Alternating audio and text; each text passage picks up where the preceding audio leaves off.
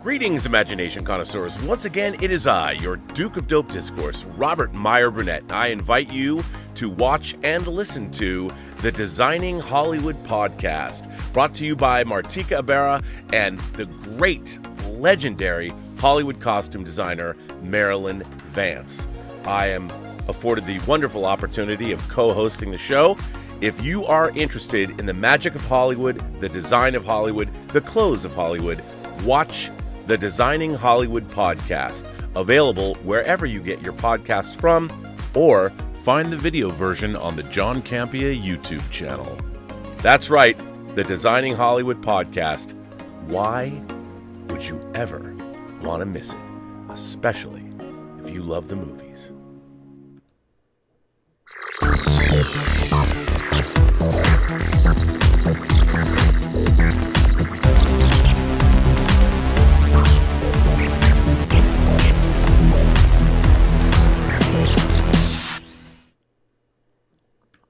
Well, greetings, imagination connoisseurs. Once again, it is I, your pharaoh of physical media, leading my people to the promised land through small silver discs.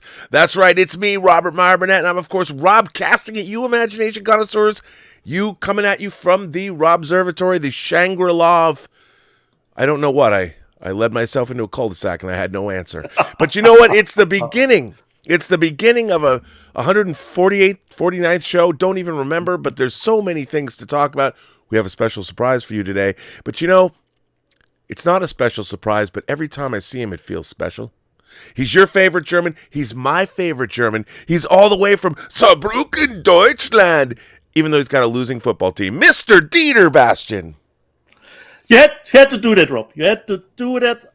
Our fairy tale has ended last Tuesday. Nevertheless, I'm pumped to being here, doing the show, and say, greetings, imagination connoisseurs. Dieter here I am, and rock you like a hurricane. And welcome to the B&B Motel for Let's Get Physical Media, where, Rob, we had an absolutely eventful week. We had our team losing. We had one of the most heaviest episodes of Observation this week that I had to witness. So it was up and down. But, Rob, this week was the first time that I felt I have media access, because I did get something that I normally don't get.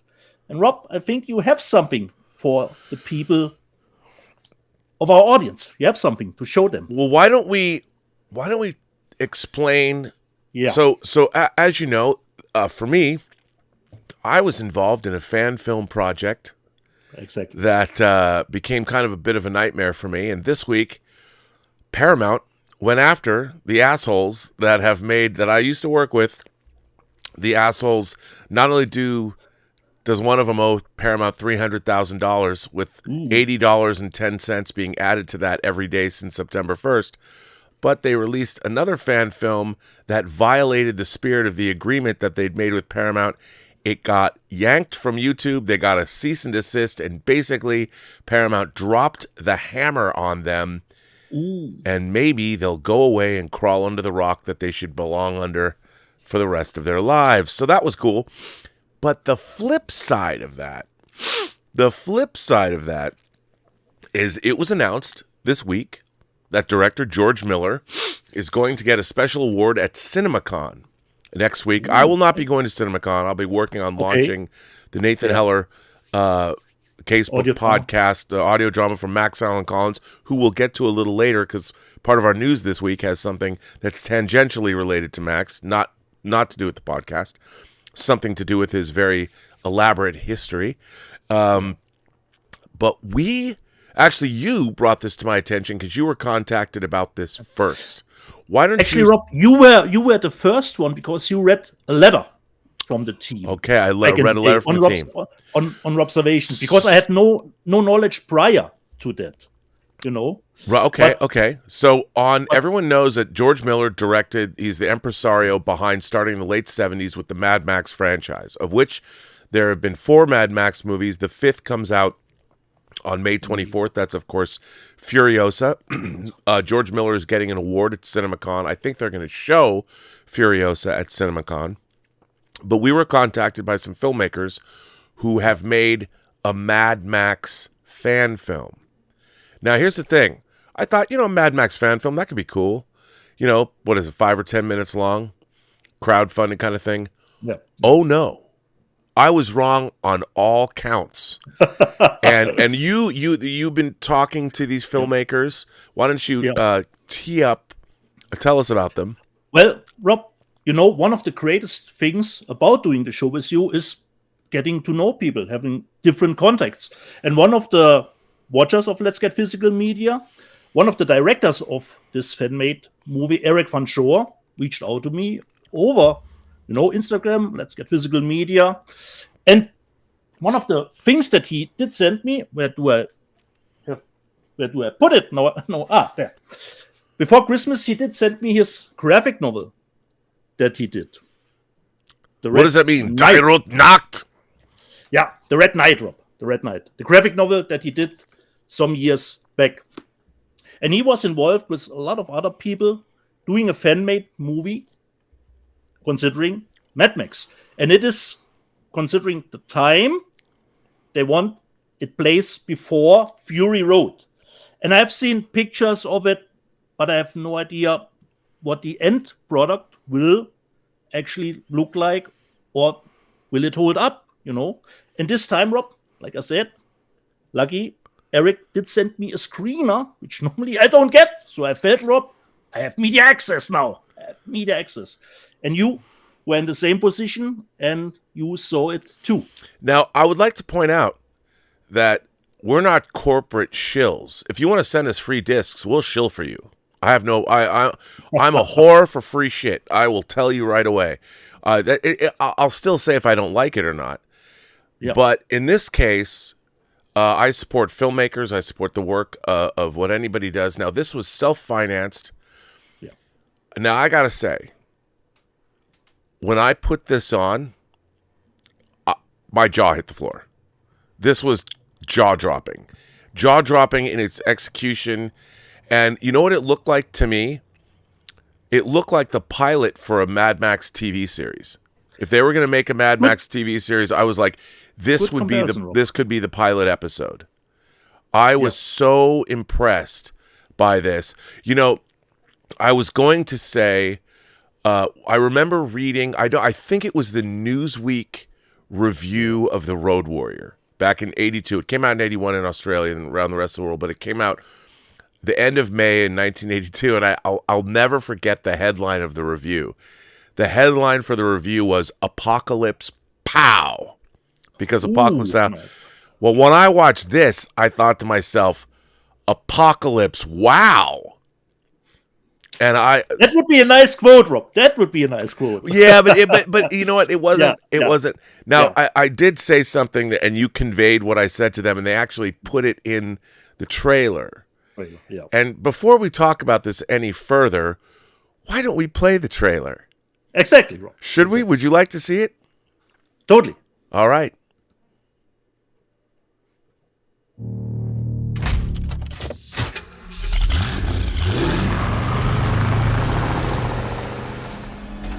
Uh-oh. Our world is dying. You know what? Hang on. Society fell. I don't know why it's stuttering like this. Yeah. It's odd. I played, you know what? It might be playing at the wrong frame rate because I don't know if you can change that. I can change it quickly. I'll make a quick change. Okay. But why don't you, before I do this, because I don't want to, we wouldn't want to, let me just start here by saying, so they've given us a little bit of a press notes. Behind the scenes. So here's some of the artwork that they've created, which is absolutely stunning. Yeah. And poster. And you can almost see a little bit, considering the poster, which is done by Eric Van Shore, his style compared to his cover from the graphic novel.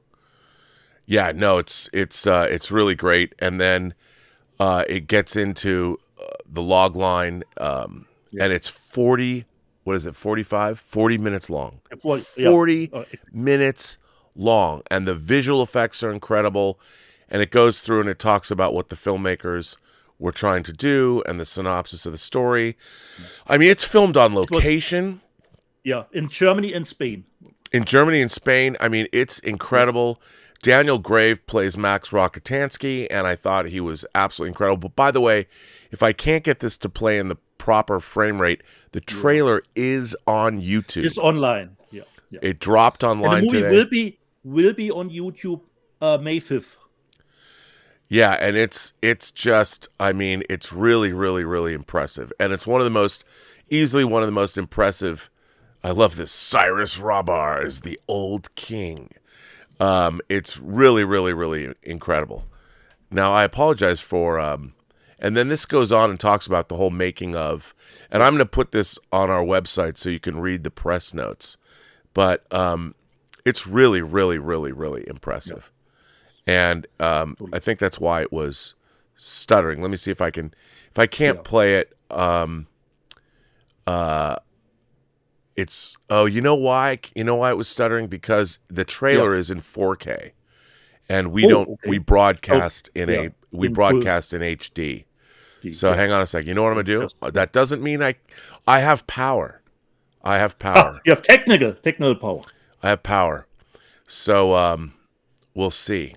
We'll see if I can do this. So tell me more about the filmmakers. Yeah, they did get together because one built the car from Mad Max, the Interceptor, and then they played around with the idea, and slowly, I think everything came together, And I was really impressed myself, considering the final product, especially for me, the look they nailed. Oh, with the other they went with the Fury Road look. And they did a phenomenal job. So let me see if I can do this. If it doesn't work, I don't want to play it because I don't. You can go to YouTube and see it, but I don't want to denigrate this amazing work that they have done because it's absolutely astonishing. So let me try this. Let me try this one more time. Let's see. All right, here we go. If it doesn't work, I'm going to stop it. You can go to YouTube.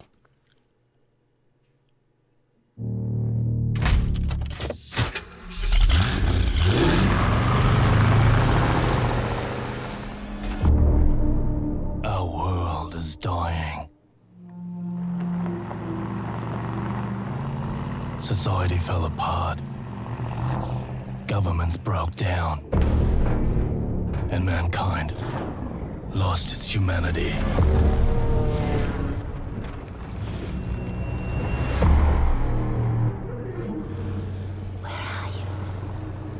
Promised to save us. Who do we have here?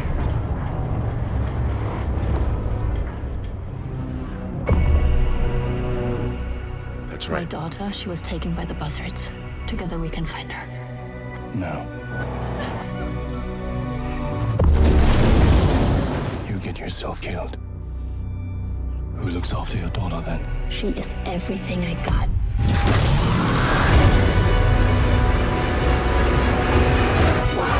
Why didn't you save me?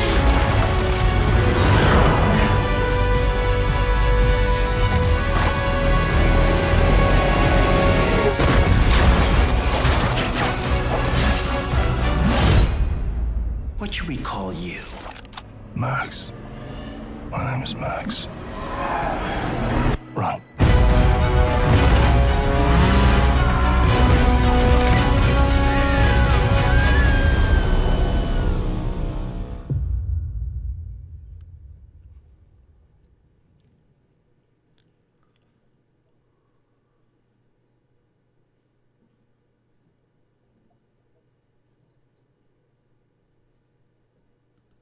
I mean, come on.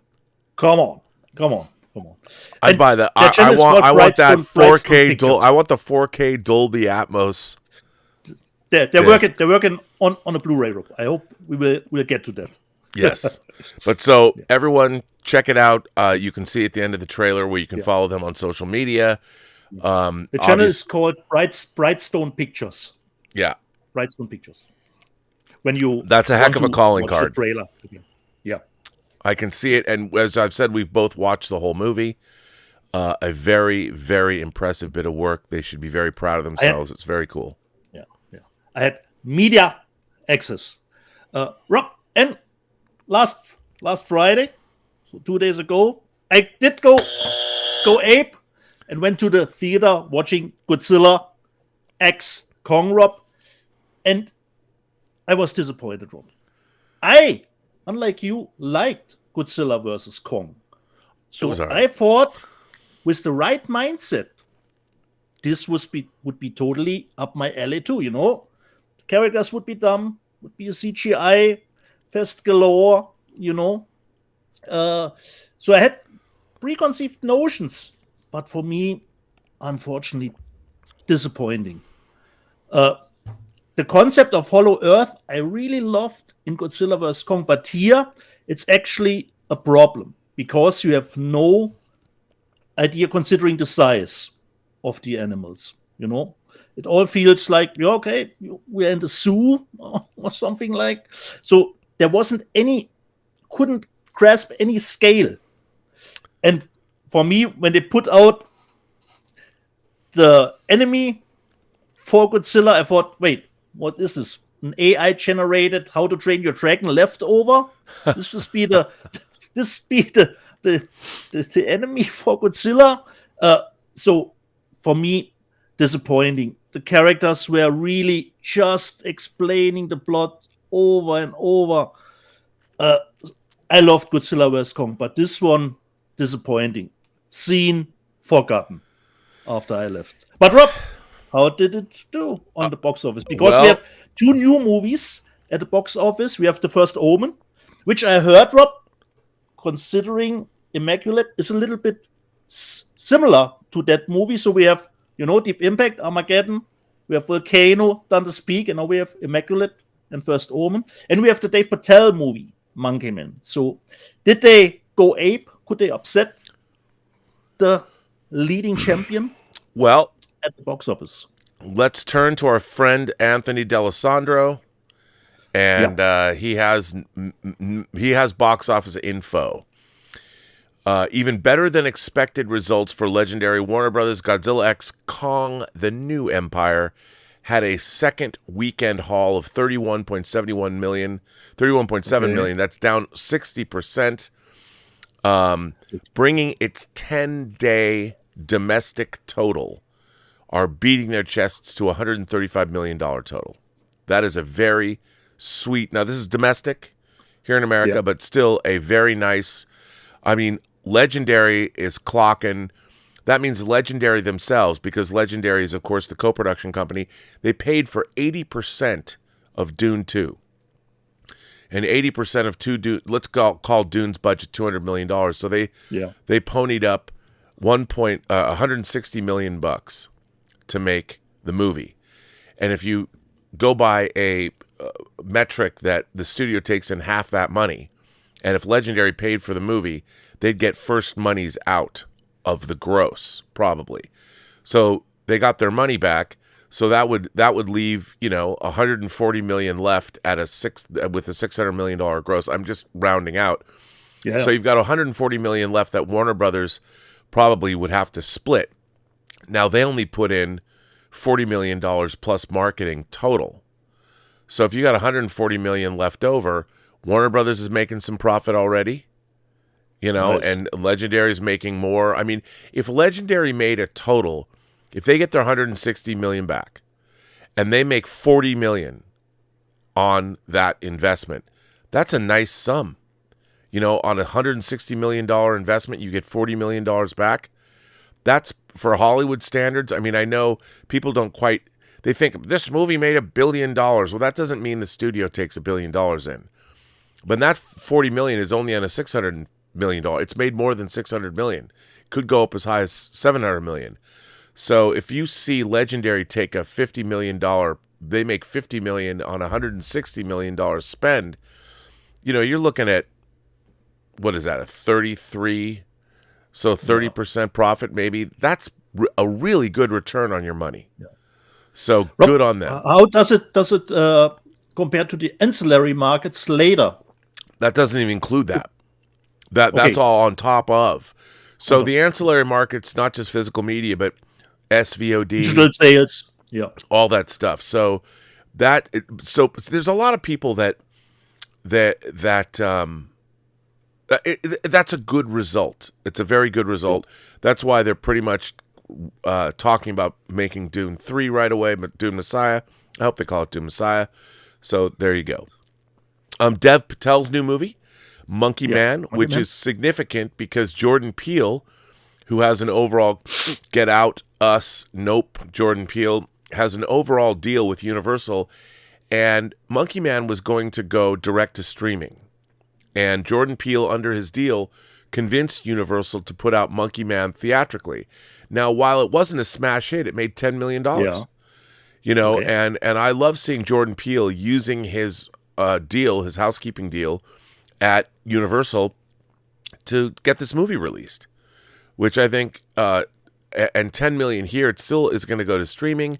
I don't know what it's going to do foreign, but that's a pretty decent result. That's $10 million. The movie. Second place, Monkey Man is second place. Yes, Monkey Man's second place. Coming in third, Ghostbusters: Frozen Empire.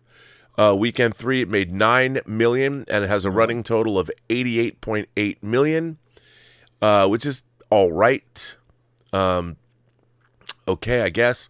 The First Omen, they call it blemished. It only opened with $8.4 million, which is well below projections for the movie because Monkey Man took a lot of their money.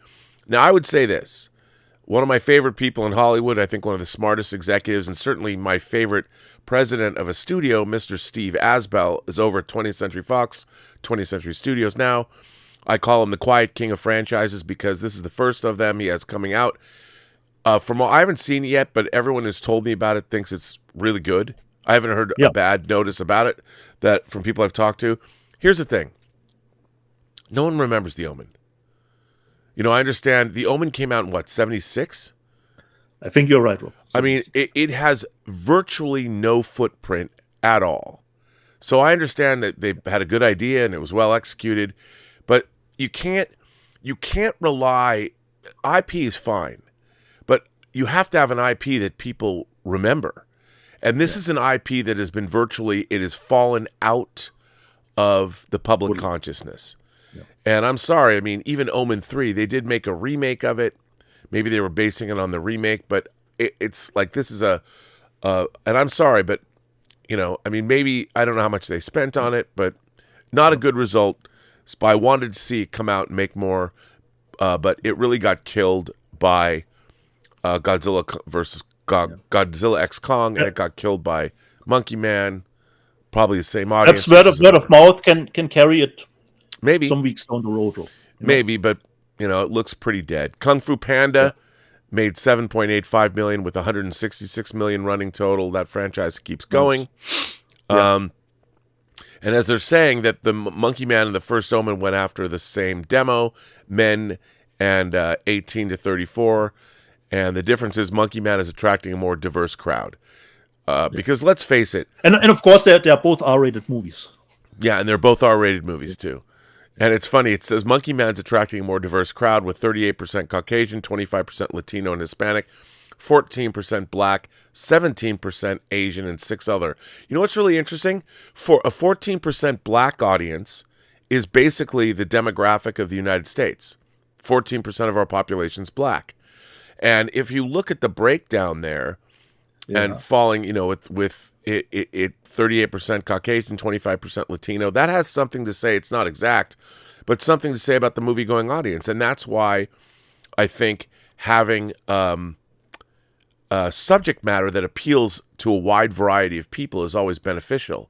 And that's not always, look, we can bitch and moan about woke Hollywood all we want, but the business of Hollywood is such as that you're now serving a global audience. And I think that's something that needs to be remembered. Now, I would say this. The Omen franchise is as far as devil movies and 666 and all that, it's a very white franchise. It's a bunch of upper crust white people. The Antichrist is like, he's not coming from the Vatos in East Los Angeles, although I would like to see that movie and not make it a comedy. But you know what I'm talking about? Because if you want to see some horror, Wait, Rob. I got horror. that too. I watched it this afternoon, Rob. What did you think? I've seen it on Shudder, and it was nice to see it finally from Blu-ray with a 5.1 sound. And for me, it was one of my favorite movies last year. You know? I think it doesn't end as strongly as it starts, but it's great. I think, Rob, it ends on, that nice happy ending note, with Cuba Libre at the beach, it has that nice ending. I don't know what you're talking about. It's of course, Rob, it's the movie you're always dreading, the fall of civilization. Which we're seeing on a daily basis. Yeah, exactly, Rob. But for me, it has shocks. It's great. Even if I knew, Rob, that damn dog scene, Rob, I jumped again. Even if I knew that it was coming, It has great gore effects for me. So for me, one of the best from last year. And I will hope that perhaps it's only out in the States, as far as I know, at this point, that we will get perhaps a juicier edition here in Germany. I mean, I gotta say, I think in terms of horror right now, I think the Koreans might have it for me. Korean horror's first, but Spanish horror, whether it's European Spanish horror or South Central Mexico horror, they're right down there. And for me, Rob, what I totally love when a movie pulls me in 2 minutes, bang, bang, bang, what has happened there in the forest? We have to investigate. You found a body, and 2 minutes I'm in. What is happening? What is this?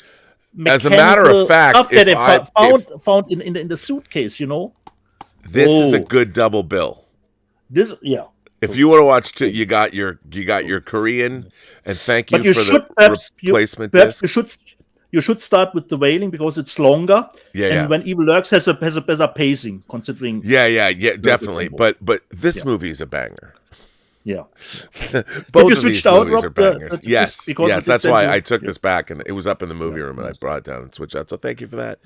But if you want a nice horror double feature that they're kind of related. Kind of, yeah. So, that's a good. And by the way, The Wailing looks and sounds, it's incredible. The presentation's incredible, that 4K presentation. But I was very happy with when Evil Lurks, the look too. Oh yeah, it looks great. It's great. It's great. So here's the list of the box office to recap. Godzilla vs. Kong: The New Empire is at 133.3 million. Monkey Man is now at number 2 at 10.5. Ghostbusters: Frozen Empire number 3 at 88.9 million. The First Omen opens to not it's not as good as we'd hoped, but still 8 million. Kung Fu Panda is now at 166 at number 4.2 million. Dune Part 2 clocked in another 6.7 million, down only 40%. The hold of Dune has been nothing short of spectacular. Dune has now taken in domestically 264.4 million. And for basically a European art science fiction film, pretty good. Someone Like You. Someone Like You. It's a faith movie. It took 3.8 million. Oh, okay. Yeah. From Angel Studios? No. Don't think so. No. Fath. It's not Faith. Fath. I don't know. Someone Like You. Arthur the King, the Mark Wahlberg dog movie. 22.3 million. Immaculate, the Sydney Sweeney's Breasts movie, is up to number 9, 14.3 million. And Wicked Little Letters, that I don't know what that is, took in 1.5 million. So there's your box office report for today. I've not heard of that movie, Rob.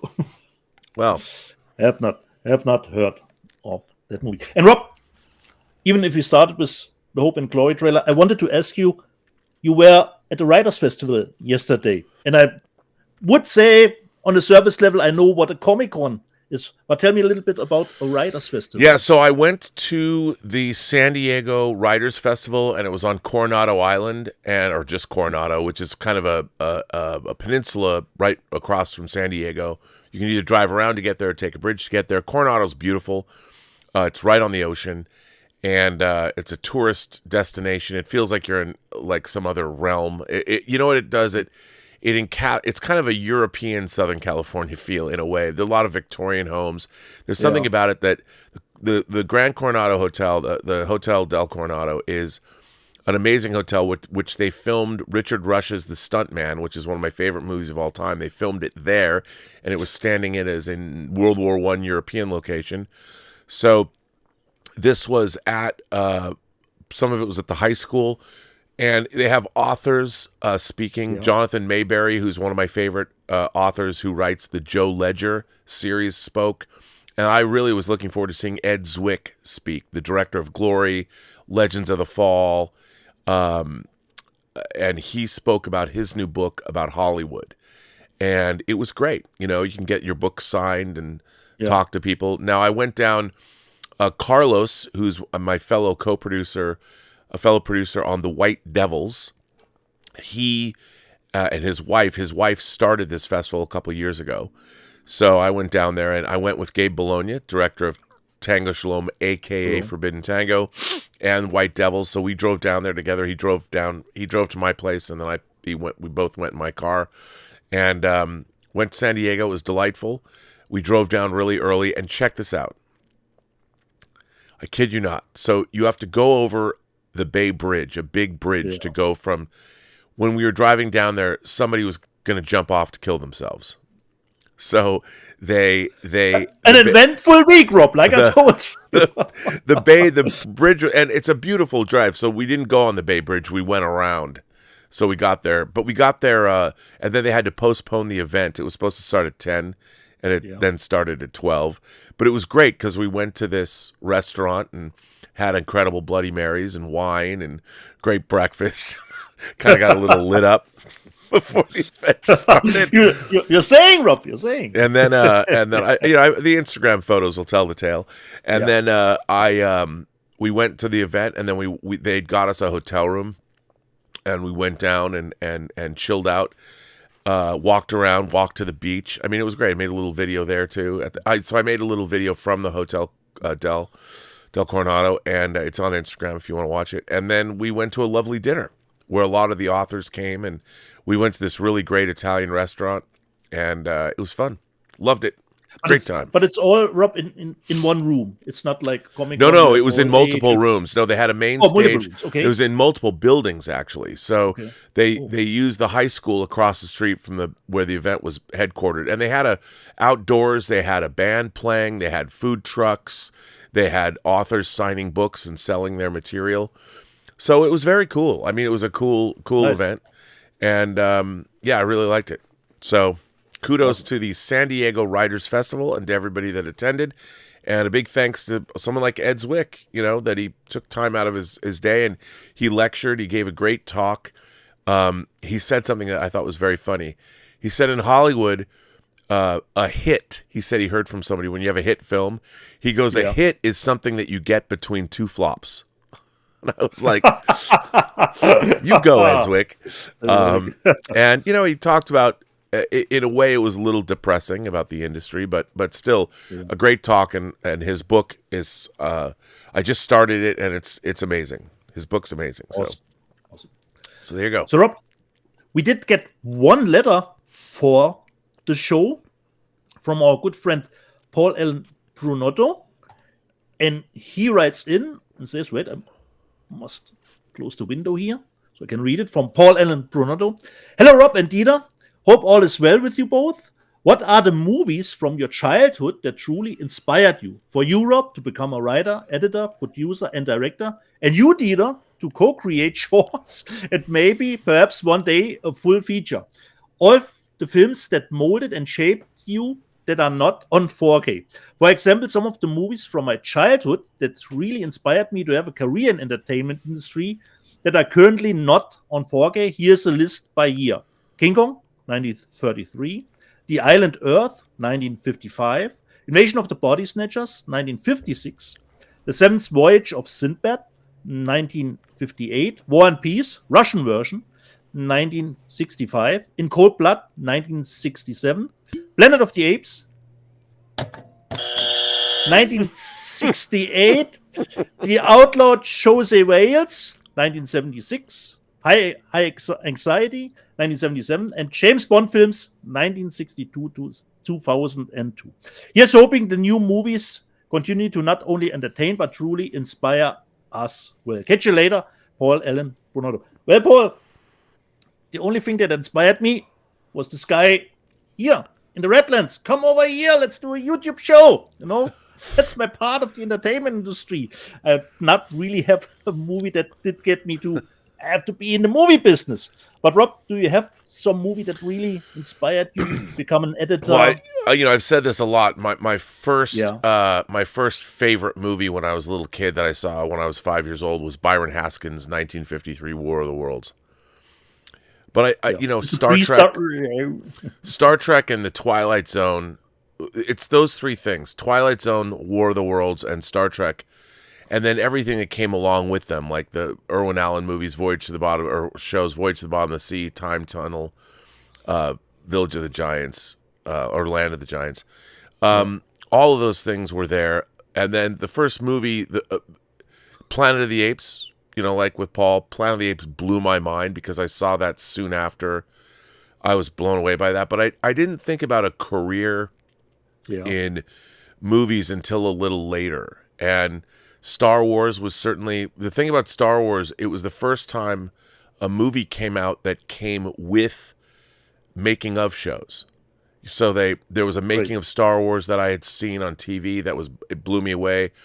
Ray Harryhausen and Godzilla movies were influential because I built model kits. I built models, and you could see that Godzilla movies were made out of models. So somehow, but when it was really after Star Wars, a movie that really influenced me when I was 12 years old was Bob Fosse's All That Jazz.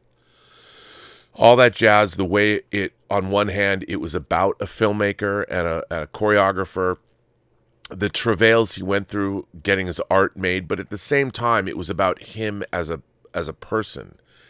And this is a terrible thing to say, but I'm like, I want to be that guy.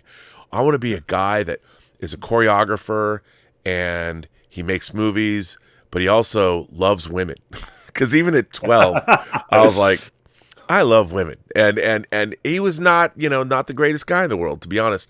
But the thing about All That Jazz that really blew me away was film editing. That was the first time I really recognized the power of film editing. And Alan Hyam, who edited that movie, won the Academy Award for editorial. And I was 12 when I saw All That Jazz. And I'm like, and by that time I was making Super 8 movies. So I was literally cutting film and, taping it together. And I had a little viewer, but so I was aware of what editing was. And I was blown away by the editing in that film because it goes from naturalistic real sequences in the real world into fantasy sequences. There's really quick intercuts into fantasy sequences out of and there was all different kinds of editorial in that movie. And it was the first time I was like, wow. I was really aware for whatever reason. And then soon after I saw Richard Rush's The Stuntman, which was another movie about making movies. So All That Jazz and The Stuntman were probably the most influential things. Star Wars put the idea in my head that you could actually make movies. And then the Stuntman and All That Jazz were solidified how you'd make movies. Like, what would you do? Yeah.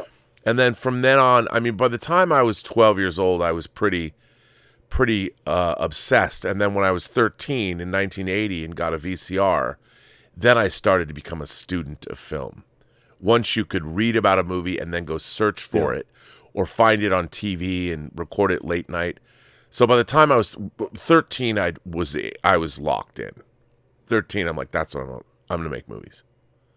Awesome. So, Rob, you did get your Aliens last week. Did you have time to give it a... Oh, yes, sir. I did. Let us know, let's have the final. Let's have our final bitching session about these movies. Okay. And Aliens. First of all, let me preface this by saying, as a post-production supervisor and as somebody that is a purveyor of physical media, obviously, the best way that you would want to make a transfer of anything is to go back to the original negative. The original negative, transfer that. Now, also, philosophically, when you're watching a movie on home video, you're not watching it the way it was originally intended to be seen, which is in a theater, off celluloid. Even now, it's digitally projected. Yeah. So the way that Aliens was made, knowing that it was going to be in a theater with a projector with light passing through celluloid onto a screen, that's how it was made. If the movie was made today, it would have been made differently. And so, because a lot of movies are digitally projected off of a DCP. And a lot of the movies that we've seen over the last 20 years were finished in 2K. They were finished in 2K, not 4K. So the idea of what a movie actually is has changed, because so much of what we're seeing now is digitally projected. It's to see celluloid and light passing through celluloid is The exception. exception. It's the exception.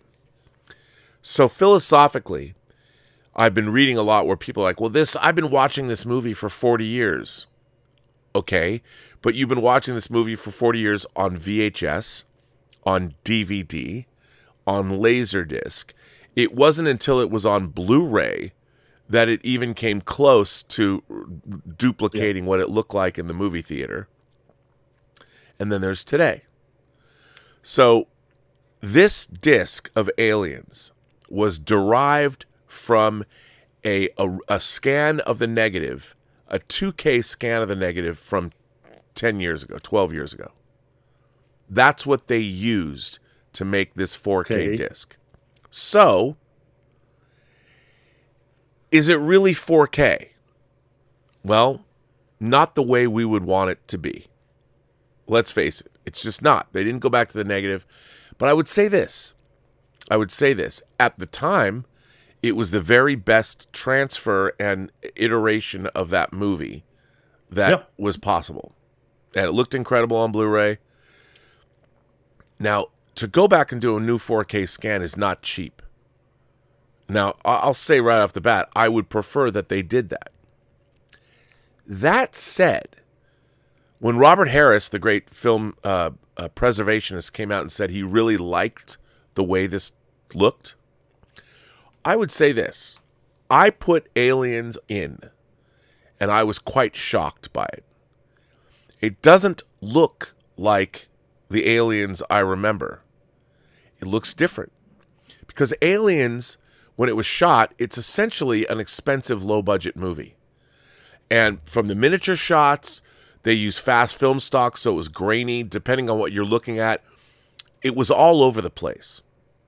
Now, if you look at the 4K scan, if you look at the 4K version of Close Encounters or Ghostbusters, the live-action stuff is razor sharp, but when you get into the visual effects, you can see they were optically created. They're kind of all over the place. That's why Star Trek, when they did the 2K versions of the original series, they remastered it.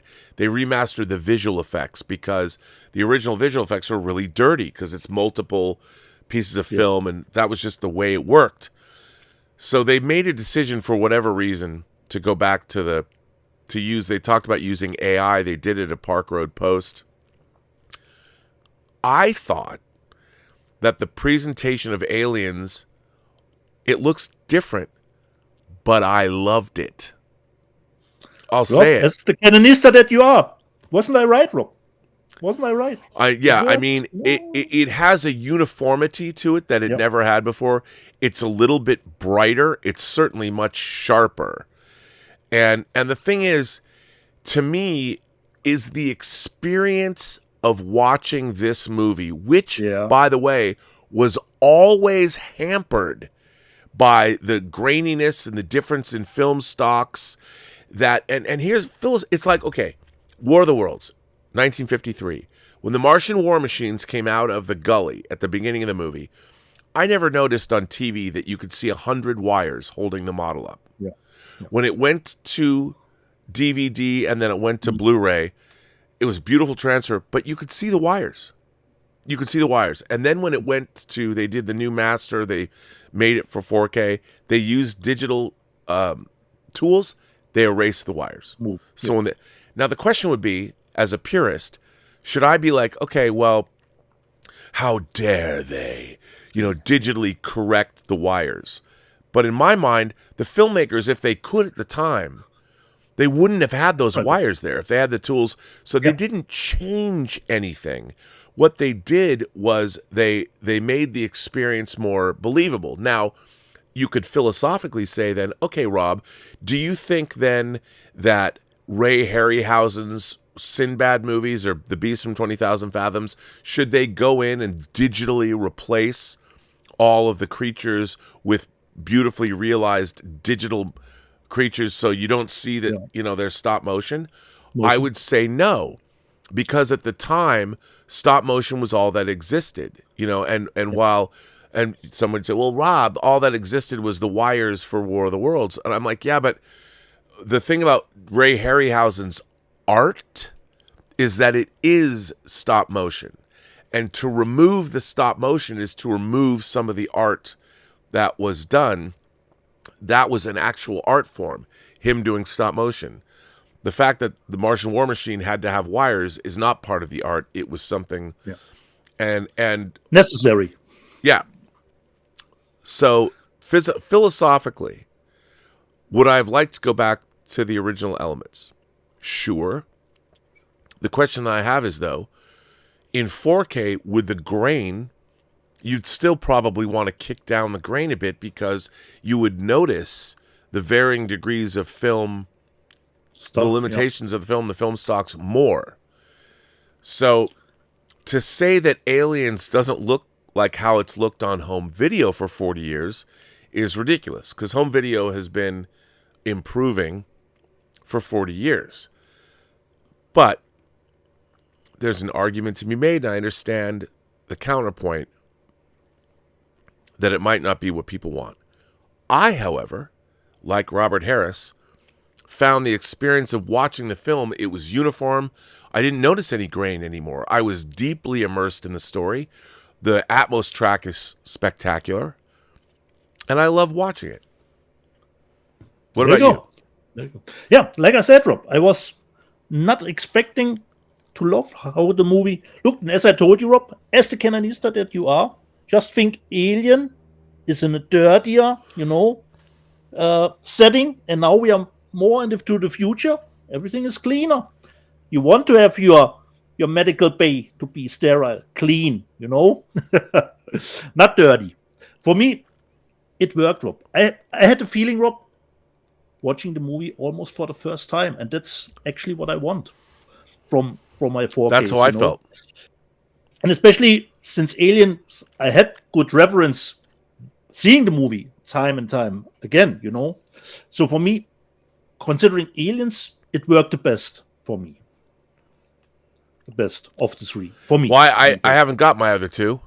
Yeah. So so Rob, I think we should show some stuff. Oh yeah. Who starts? Go ahead. Okay, I think, Rob, I will show stuff that you already showed on our show, but I don't know about this. I got Midnight Run from Shout Select. Oh, nice. The 4K. So Blu-ray and the 4K. But I did purchase this late, so I don't know if at one point it would have slipped. I don't know about that. Rob, you showed it last week. I got mine too. I got the Emily Steelbook. Have you watched it? Didn't get around to it, Rob, because I did get almost all of my stuff just the last 2 days. So Emily, and Rob, I told you I did get a wrong order. I showed you I did get icons, but this was not actually what I purchased. But I thought this interests me too. I will keep that and order it anew. And this was actually what I was purchasing, the science fiction movie ISS. I know middling reviews, but I'm still looking forward to seeing it. I think you have seen it, Rob, ISS. Yes, it was all right. I enjoyed it. All right, okay. I enjoyed it more than most people, I think. Yeah, okay. ISS. Then the next one was probably a little bit of a... Should be a Schnäppchen.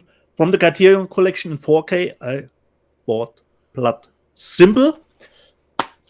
which comes with the 4K and the Blu-ray. And I even saved the sticker. I put the sticker inside, 4K sticker. And it comes, once again, it seems like a poster, but with no booklet. It's a booklet for blood symbol. So I got this one a little bit, considering Criterion price reduced. And Rob, one thing that is going on this weekend is, of course, WrestleMania. Of course, I had to wear my Asuka shirt. She was part yesterday, and a few hours from now, we will have day 2. So this movie was actually pretty fitting that it came out this week here in Germany as a 4K, and it, perhaps I would say, got a little bit snubbed at the Oscars. I got the Iron Claw. Oh, there you go.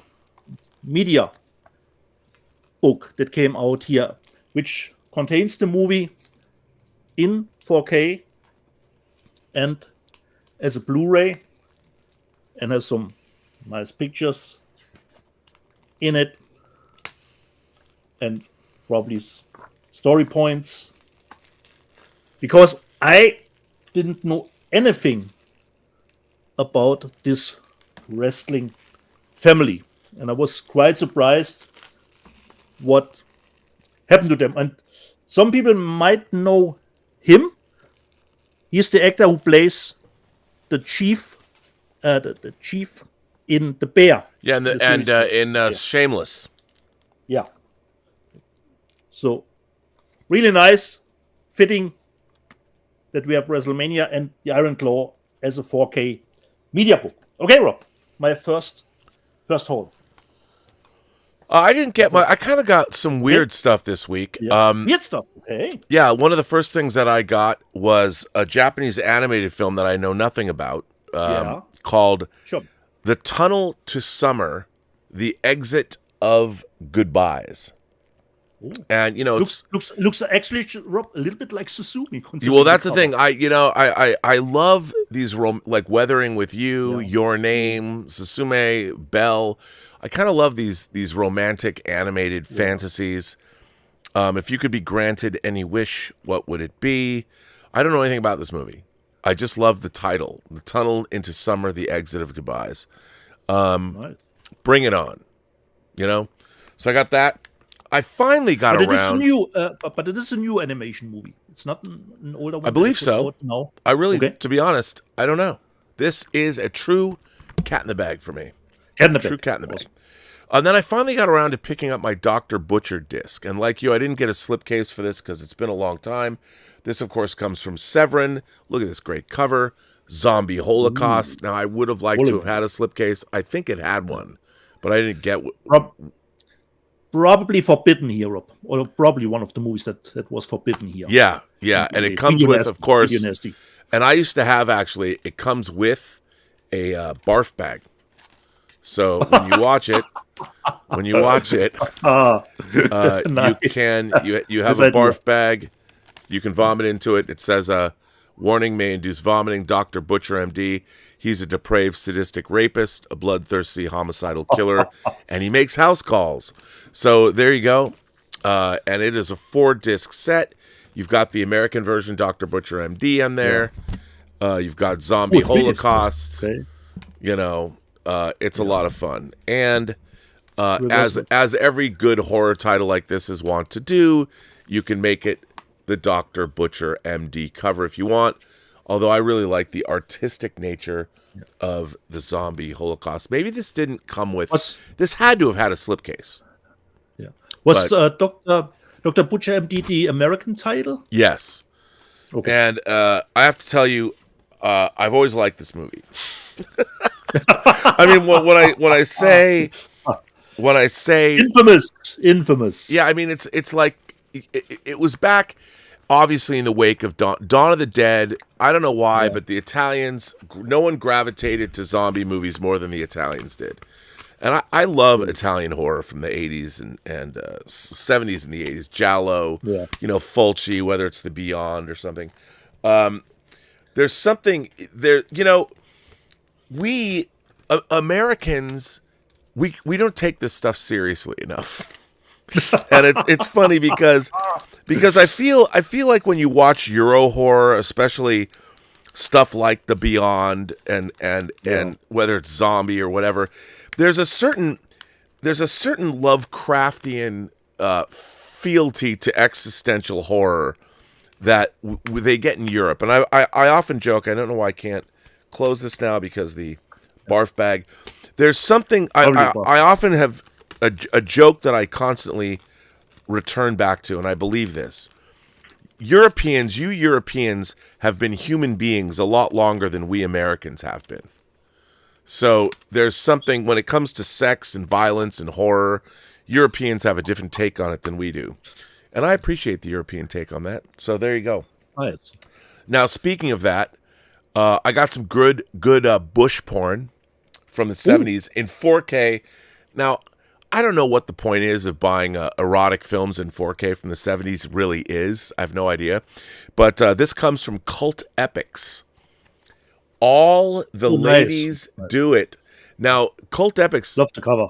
Yeah, it's a great cover, and they've done a great job. This disc is chock-a-block. Now, originally, Così fan tutti was the name of the original title of the film. And this has actually a third... it comes with art cards, which I can't show, but there they are. It comes with a booklet here. All the ladies do it. Nudity. Tinto Brass directed this movie. Tinto Brass, of course, directed Caligula, which was taken away from him, and Bob Guccione ruined it, but they've put out one of the things, a little bit of news for you. The 4K of the original version of Caligula has been announced. Now, Tinto Brass was pissed off because he wasn't involved in this restoration. So for those of you who don't know, Caligula was a film that has an incredible cast like Helen Mirren, Malcolm McDowell, John Gielgud, and it was made by Tinto Brass, and Gore Vidal wrote it, and it was supposed to be,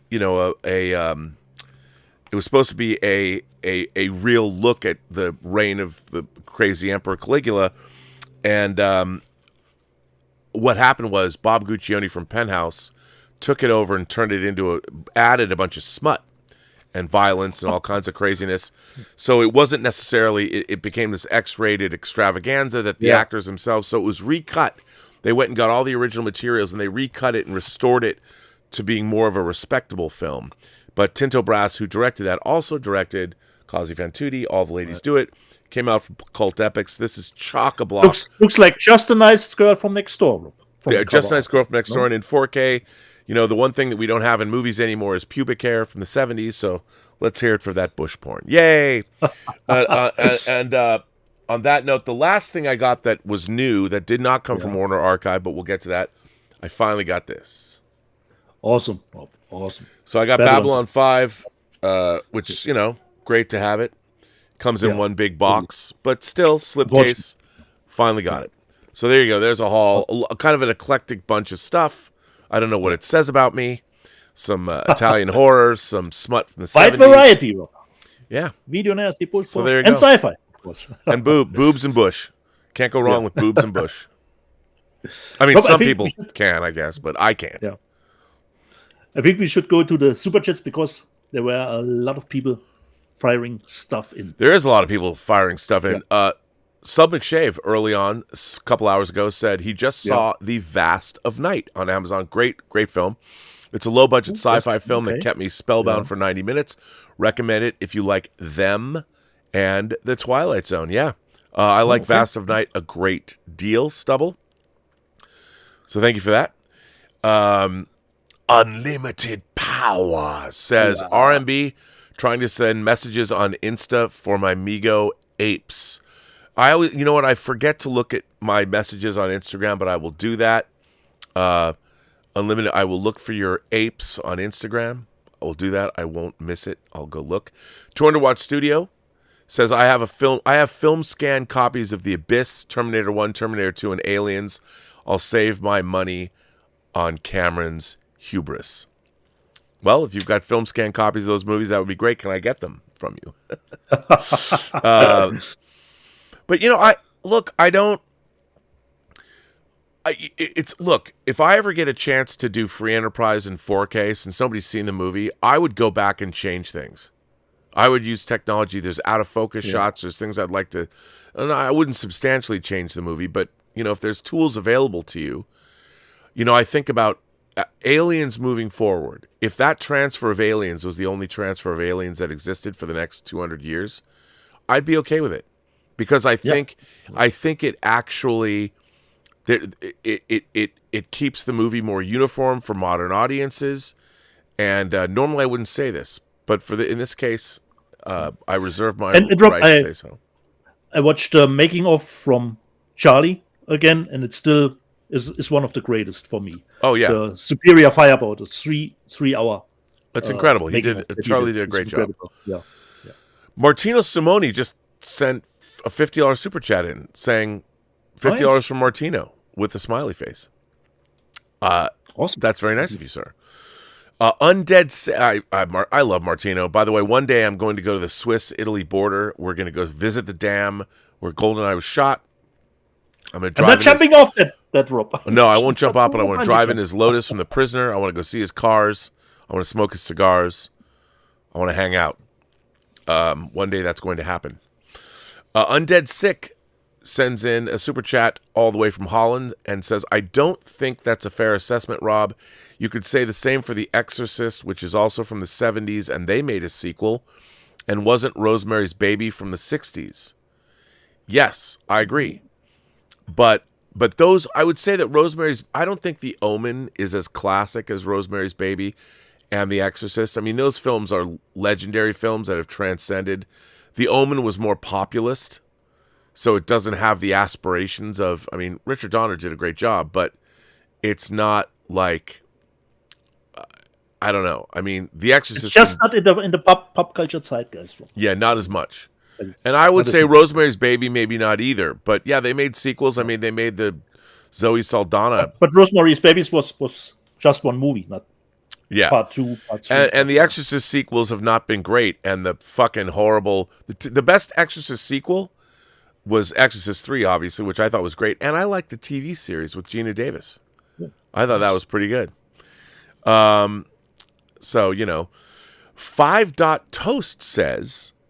the surround mix on the first Omen is genuinely some of the best I've heard since Top Gun Maverick. I think it could be a reference disc, even if the film is not your cup of tea. I liked it. There you go. Awesome. Great. Irene Jobson says, happy birthday, Rob. I hope you and Dietz are bring on the filthy. Okay. Dieter. Yeah. Martino sends in a super chat and says, happy birthday, Dieter.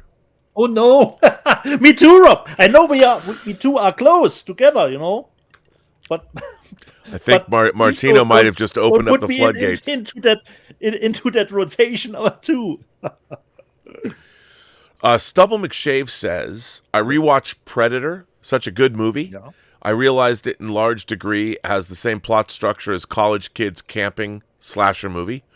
It adds action sequences, Schwarzenegger-isms, and sci-fi themes, but at its heart, it's a camping teens slasher. I agree with that. and the final girl is Arnold Schwarzenegger. Totally. Yeah. Let's see, is this Ixon? Ixon says, thank you for being such a truth speaker without being a rage tuber. You're a true gentleman, Mr. Burnett. Why, that's very nice of you to say. Nice.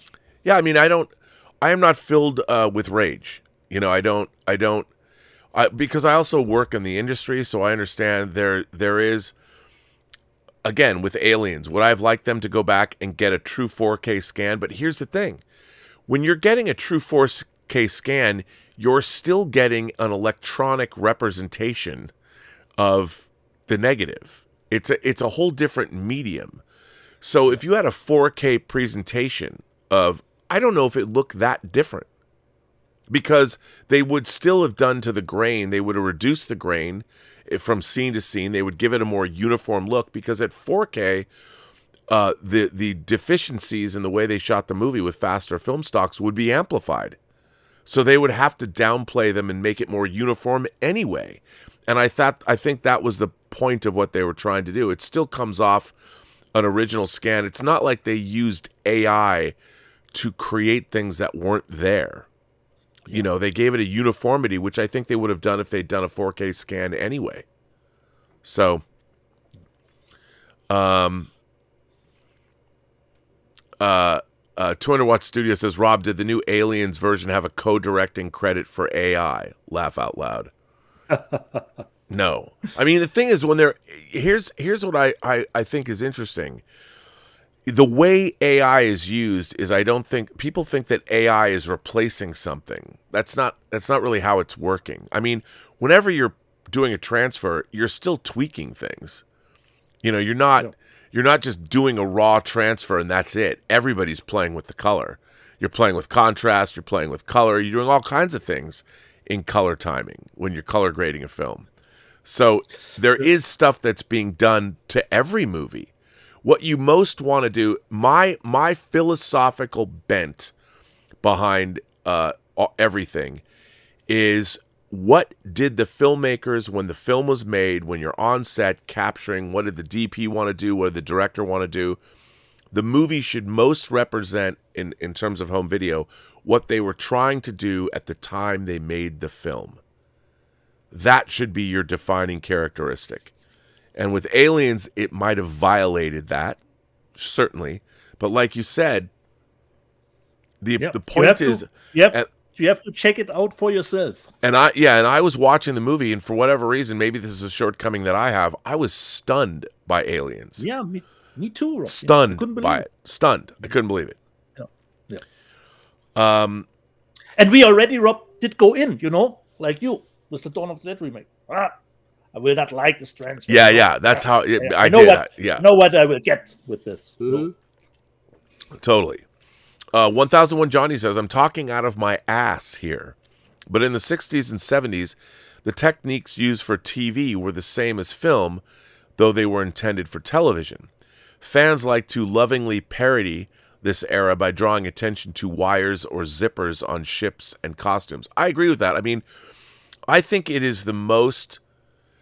Our society, this is one of the things I hate the most. I hate this about fandom. I hate this about things like The Simpsons. When people talk about the wonkiness of the effects and all that at the time, or stop motion or whatever, this was all that existed back then. And if it takes a very smart person to be able to recognize those production limitations and look beyond them. Any fucking moron can, look at this, look at that, the mistakes were made, blah, blah, blah. I'm like, okay, you're not a genius by pointing those out. You're an idiot. You need to be able to leap beyond and mentally watch something made in the 50s and take into consideration it wasn't made today. You know what I mean? Yeah. I hate that. Well, fans are like, oh, look, watch this. There's a missing effect shot right here. I'm like, this does not make you smart. This makes you an idiot. I'm just saying. I hate that. I've been listening to it my whole life. Undead 6 says, well, apart from the video nasties, we were not held back by any censorship, Rob. Nope, especially in Holland. I love that. Monique Van de Ven, Turkish Delight. Oh, yeah. I'm all about that. Scott Hill says, hey guys, have you thought about bringing Twin Flicks on? His passion for physical media is great and he's fairly knowledgeable. Have you seen his comparison reviews? Good stuff. Thanks, Rob, for taking my message. Yeah, as a matter of fact, I just watched his review of Possessor. By the way, that Possessor disc, again, if I haven't made this clear. Once again. Second Sight, I have their latest release coming to me now. Anything that they put out, just buy it. Buy it to support them. That Possessor disc is fan-fucking-tastic. There's so much good stuff on it in terms of special features, but my God, I love that. 200 Watt Studio asks, did you get anything from the Kino sale? No, me personally not, Rob, because Kino doesn't ship internationally. So I have to go through Amazon. I don't really have to go through anything because Kino takes good care of me. Yeah. Kino Lorber is one of the unofficial sponsors of this channel, And I think I have everything from Kino that I want. Yeah. And speaking of Kino Lorber, Rob, didn't get your 5th season yet? No, I did not get a box from Kino this week, but I'm sure I will. But I got my 5th season, and it is the important one, Says here, J-Lo in one episode for 2 seconds, This is the important season. And it is the season, Rob, where Natalie Teeger, gets called feisty and sassy, You can't have that. You must have it before they remove it. 5th season of Monk. I can't believe how fast they release the seasons of Monk. Luis Feliciano asks, he says, Moulin Rouge 4K? I would love to get, I would like to, can I get the 4K? I would like to get the 4K of Moulin Rouge. I love that movie. Help me out. Moulin Rouge was from 20th Century Fox. So now it's Disney.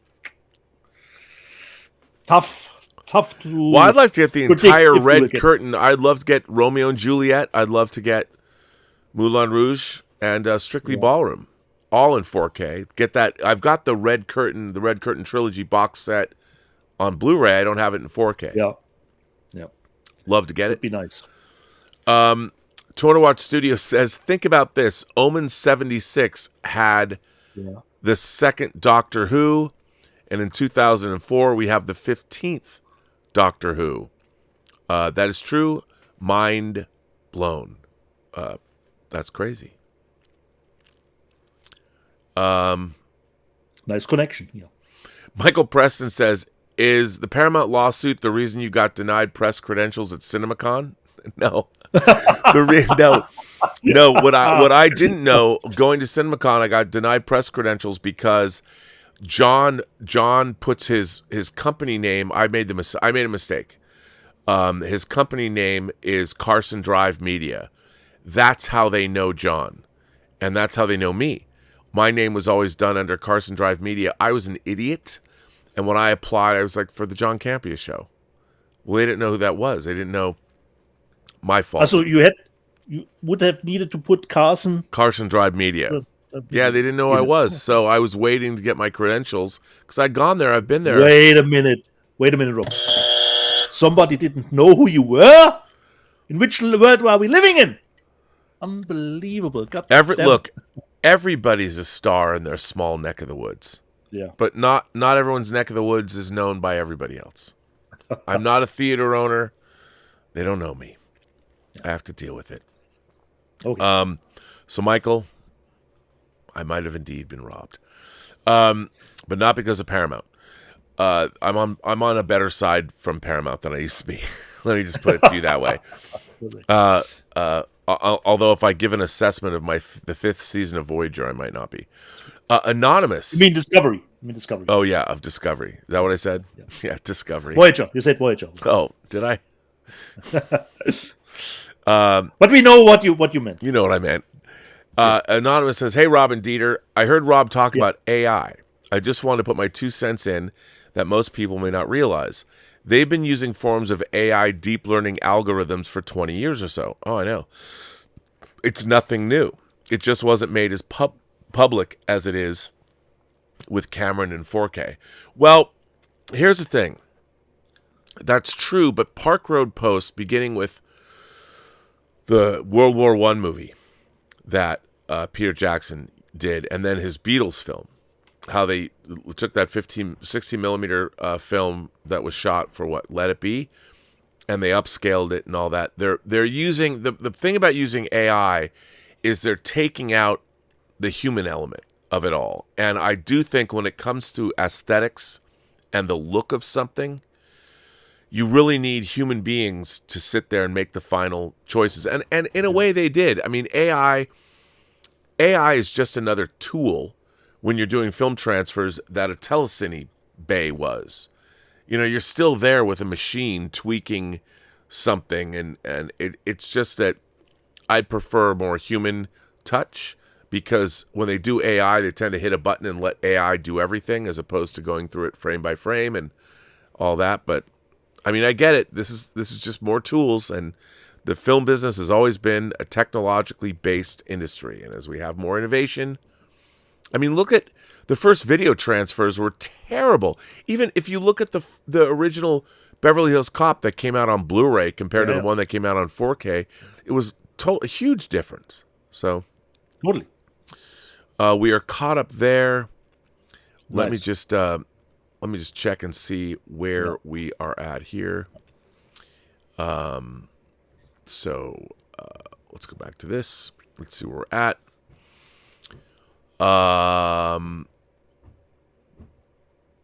Aliens for yeah, I think I've caught up with everyone. Martino.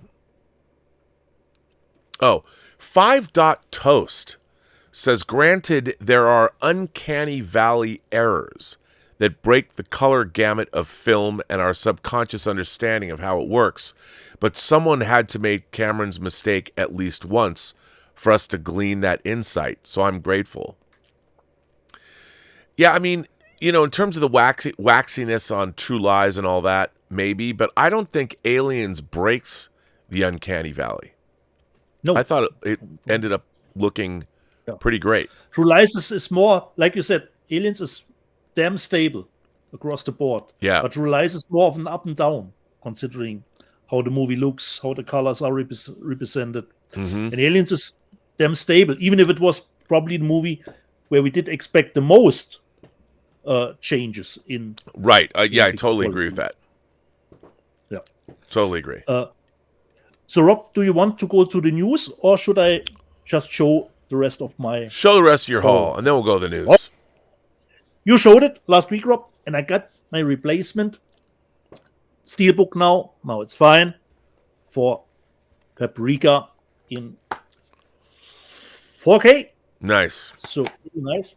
And Rob, the greatest thing that can happen is, normally considering Hollywood production, we are always up to know what is coming out. Okay, Warner is planning perhaps doing another Matrix movie, Matrix 5. But considering more international movies, I'm sometimes get surprised because I didn't know that the sequel to one of my movies that I totally loved, which was Baby Assassins, and then, like you, I browsed through Blu-ray.com. Wait, what?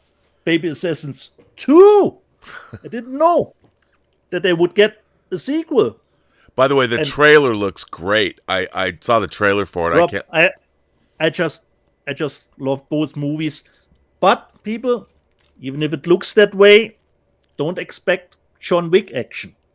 The funny thing about Baby Assassins is, of course, they are pretty young girls who are hitmen, but the movies are really playing it down that being a hitman, Rob, is just a normal job, like everyday job. You know, you have to pay insurance, you have other stuff to do, and they're just lounging around the couch, speaking stupid stuff, what they're eating, and killing people doesn't affect them at all.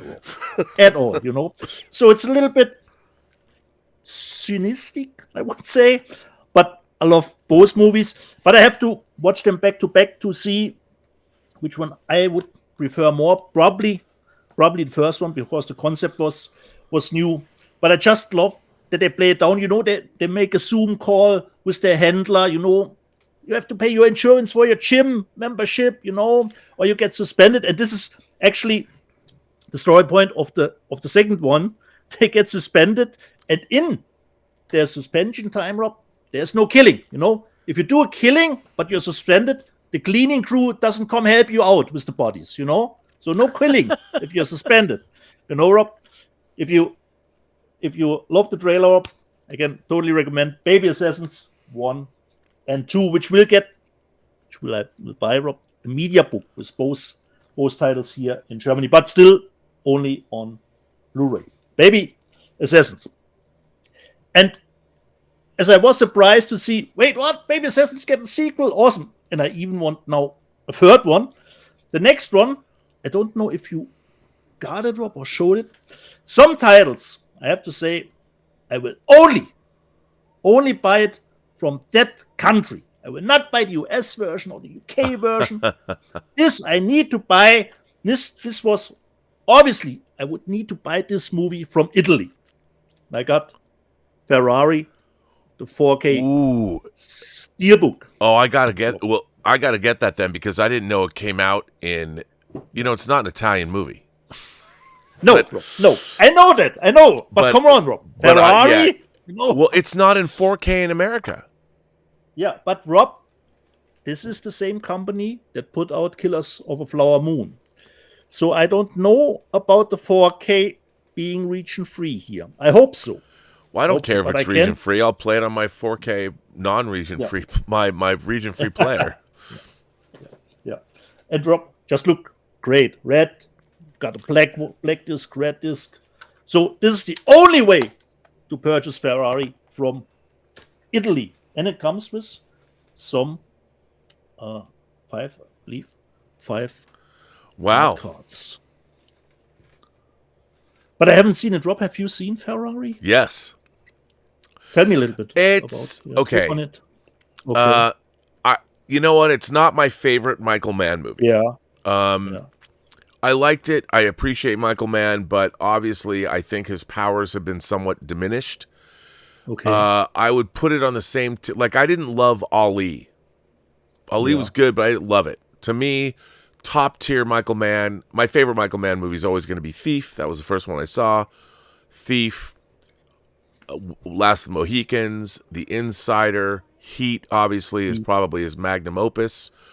And I have to say, the director's cut of Black Hat went up way in my estimation of Michael Mann movies. But I think at the bottom, the Johnny Depp, the gangster movie. Why am I drawing a blank on it right now? I know what you mean. You know what I mean? The one with Johnny Depp. Yeah, it's Public Enemies. Yeah, I didn't love Public Enemies. I thought the fact that it was shot digitally really hurt the movie. And it was a movie that looked like the subject matter and the material was totally incongruous with the way it was being shot. I couldn't get past that. But Ferrari is mid-level Michael Mann for me, but still worth seeing. I really liked it a lot. So I'd love to get it in 4K because in America, it's not in 4K. Yeah. In Italy, it came out as a 4K version of the movie. And the next one up, A Cat in the Bag, but you probably know the movie. This is the Australian version from Indicator, but I didn't purchase this in Australia. I think I bought it in the UK. I bought Patrick. Yeah, exactly. So it's a blind buy actually for me, Rob. I don't know Patrick. Look, I don't love that movie, but I would say this: it's fun. It's standard, early '80s fare, late '70s, early '80s. Yeah. But if Indicator, just buy their discs to support them. Their transfers are amazing. Yeah. Yeah, it's like the John Rowland discs. Just buy their John Rowland discs. Yeah. So, Patrick, and Rob, since I'm doing the show with you now almost 3.5 years, I think people got a pretty good grasp about my habits. And when I did show the Hunger Games, Ballad of Songbird and Snake, Charlie the Unicorn that's nonsense. Only one? Come on, that's nonsense. And I got the French version again, Rob, but I'm a little bit disappointed, but it's because it's not as sturdy as the old ones, which came in a really nice thick box. This is a little bit slimmer than I used to like. So this is the French box of Songbird. Wow, look at that. So this is the inside. It's two great pictures. It comes with the steel book, which contains this motive of the movie. The back. And then this is a little bit very, very flimsy. Some two. I have to be careful here. I think falls already out. We have here two magnets on the side, which I can put out here. And then two pins. Wow. Here is the other pin, which already falls out because this is just small paper thin. So unfortunately, not to the level that I used the French versions to be, considering the other Hunger Games movies. But nevertheless, I like the steelbook, and I had to get this one because the Italian steelbook that I own only features only for my setup. It's quite fine. Only a DTS 5.1 sound, but this one contains the as the American version, the Dolby Atmos track for the movie. So the last one in here, we got a little bit of a nice fold-out poster with the two known motives. So my last one, Rob. The Hunger Games, Songbird of the Ballad and Snakes, the French limited. Well, I don't know if it's limited. Is it limited? Let me just see. It looks limited. Edition combo Ultra HD could be, but not up to the previous ones. A little bit too flimsy. They drop the ball slightly against the old ones. Nice. Well, I showed last week the Colt 45 Western series from Warner Archive. I got a box. Saw on Blu-ray, and I saw on Blu-ray.com the really nice review, considering the picture quality of it. Oh, like with everything that Warner Archive does. Here's the thing. George Feltenstein and his team at Warner Archive, as he'll tell you himself, their first priority is to give you the best version of the film available, so your viewing experience is optimal. I mean, their bit rates are higher than most of the normal Warner Brothers releases. He really knows his shit, and he makes sure that Warner Archive delivers. And they've been increasingly giving us a very eclectic mix of old and new, and that continues this week. Looney Tunes Volume 3, the best of. These collections are great. The Collector's Choice discs, really, really great. So if you're a Looney Tunes fan and you don't want to buy box sets that have come out previously, these look great. They sound great. They're incredible. I love Looney Tunes. Again, now, sorry to interject. Do we know anything about the Acme movie? Is it totally dead? I think it's totally dead, which is really sad. Warner Archive should release it. Now, what's really been interesting about what Warner Archive is doing, they're putting out lesser-known material from great directors and filmmakers. This, John Ford and Marion C. Cooper bring you, with John Wayne, The Three Godfathers, which I've never seen. A John Ford movie I've never seen. So, amazing that they're putting that out. Let's see what other classics. Okay, this is interesting. I mean, I talked about this. The Truck Driver movie with George Raft, Ida Lupino, and Humphrey Bogart. They Drive by Night. I've heard about this movie. I've never seen it. I saw. You know what? That's not true. I have a memory of seeing either some of it or all of it, but I don't remember anything about it at all. And I do remember Humphrey Bogart was driving a truck. That's about all I remember.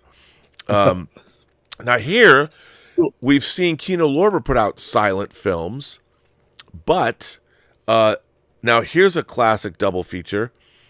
And again, I gotta believe that George Feltenstein's sense of humor plays into this.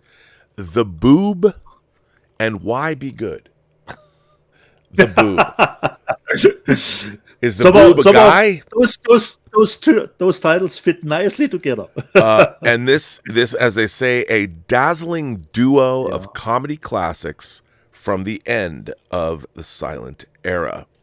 So I'm sure, because anything that George puts out is worth looking at. He's got a reason, and these movies are probably pretty amazing. So when you go and get a Warner Archive disc that you know nothing about, you have to understand that it's being put out for a reason. George Feltenstein has a very good reason, which means when you put these out, you're looking at a bespoke release. So Warner Archive, they're doing the God's work. Now here, the Little Drummer Girl, George Roy Hill's The Little Drummer Girl, finally came out. That you're reminding me of, Rob. I have to get it just to see the comparison to my TV show. Your beloved Korean series. And then we got Chris Tucker and Charlie Sheen in Money Talks. I actually saw this in the theater at one point. I don't remember this at all. I remember seeing it in the 80s or whenever it came out. But hey, got it now. And then finally, this movie's great. I've interviewed Edward James Olmos for this film, and we did it back with Midnight's Edge and stuff, and Polly from Latino Slant. Stand and Deliver. This is a great movie. Modern classic. Great performances. Really well done. Great for Warner Archive to bring this back out. And you can go look up our retrospective interviews. Was Edward James almost the director of that movie? No, I think Louis. It's Ramon Hernandez. Oh, okay. Yeah, but he was one of the people that got this made. He was integral to getting it made. So there you go. Banger releases from Warner Archive. So I'm all caught up there. Had a few more. Luis Feliciano wants to know if Criterion Collection will do a Sharon Tate collection. I don't know. They might. I don't know if they'll do it, but I could see somebody doing that. I don't know if Criterion would do that, but they might. Now, Mus Hussein says, "Hi, Robin Dieter. A great show as always. Are you looking forward to the Chinatown 4K release coming in June? Thanks, and keep up the great work." I would be surprised if you wouldn't feature that in the news section. Let me think about this for a minute. Do I want to focus on the Chinatown release? Yes. I am. This is a Grail disc in 4K. You've been able to get this like on iTunes or whatever in 4K. I cannot wait to get this. This is one of my favorite movies of all time. To be able to get this version of the film, I can't wait to have it. And while this is when you get premium, aside from a steelbook, which I wish they had done. Yeah. Not only are we getting Chinatown, but we're getting the Jack Nicholson directed sequel, The Two Jakes, which is not. And Rob, and I watched on Amazon UK where it seems the Two Jakes in the UK version is not part of the set. You get a 4K and a Blu-ray of Chinatown, but not Two Jakes with it. Yeah, well, as far as if I've seen it correctly. Yeah, well, we're getting Two Jakes, and Jack Nicholson directed it, and I am over the moon about this. I can't wait. This is one of these movies, one of my favorite movies that I'm slowly getting all the movies that I really wanted in 4K that are really important to me. A lot of them have already arrived, and this is one of them. The Blu-ray, which I watched recently with Elizabeth, it desperately needed a 4K remaster, and I haven't seen the version, but I've been told the 4K version that's online is really good. So can't wait to get that 4K disc. We were shouting it out loud a lot of times. I was, and now I'm getting it. Now I am getting it. So very happy about that. Ron Zilla sends in a $20 super chat and says, "Hello, Rob and Dietz. Steven Seagal. I'm a big fan. I know he can be a big D in the movie industry. Yeah. I call it pride. Are there any 4K box sets of his movies? If you're aware of any, of course, have a good day, gentlemen." You know what? I wouldn't mind getting Above the Law in 4K. His first movie. You're right, but considering Steven Seagal, I think none of his movies are available. They're not. In 4K. They're not. None. Not even Under Siege, which was probably his biggest box office hit. Under Siege to me is his best movie by far, by a wide margin. I would love to have that on, but I think of Under Siege more as a movie that I know it's a Steven Seagal movie, but it's not like Above the Law. It's not like Hard to Kill. It's not like On Dangerous Ground. So the first ones I would be totally fine with it. See, I would only get Above the Law on Under Siege. That's it. Yeah.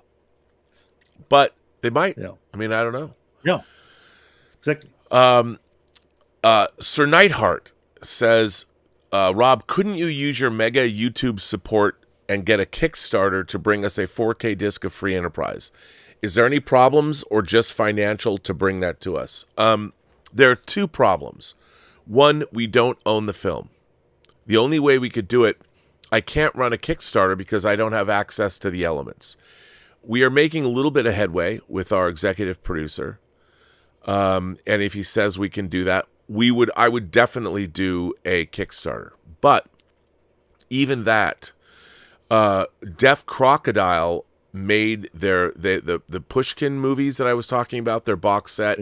They made their nut. They made the money they owed, so they're going to put that out. But they even made, on those movies, they made like $100,000, more than $100,000. For Free Enterprise, we'd have to do a whole new 4K transfer, and there's a lot of stuff I'd want to do to the movie. I'd probably need a minimum of $150,000. I would be more comfortable with $200,000. That is hard when it comes to crowdfunding. To do a physical media release, I would have to see, but there are other people, venues that have asked about Free Enterprise that aren't just physical media. Obviously, it's one movie I directed. It's the 25th anniversary. It's supremely annoying that a film that I think would have more of an audience now than ever before, of course, they would want to counsel me after they watched it for various jokes we tell in the film. You can cut stuff out, Rob, No way. Bring it on. way. You know, I make Mia Farrow, Woody Allen jokes, and let's just say they're not in Mia Farrow's favor in that movie. And I wouldn't change anything. I would upgrade it, certainly. You'd get a new edit of the movie.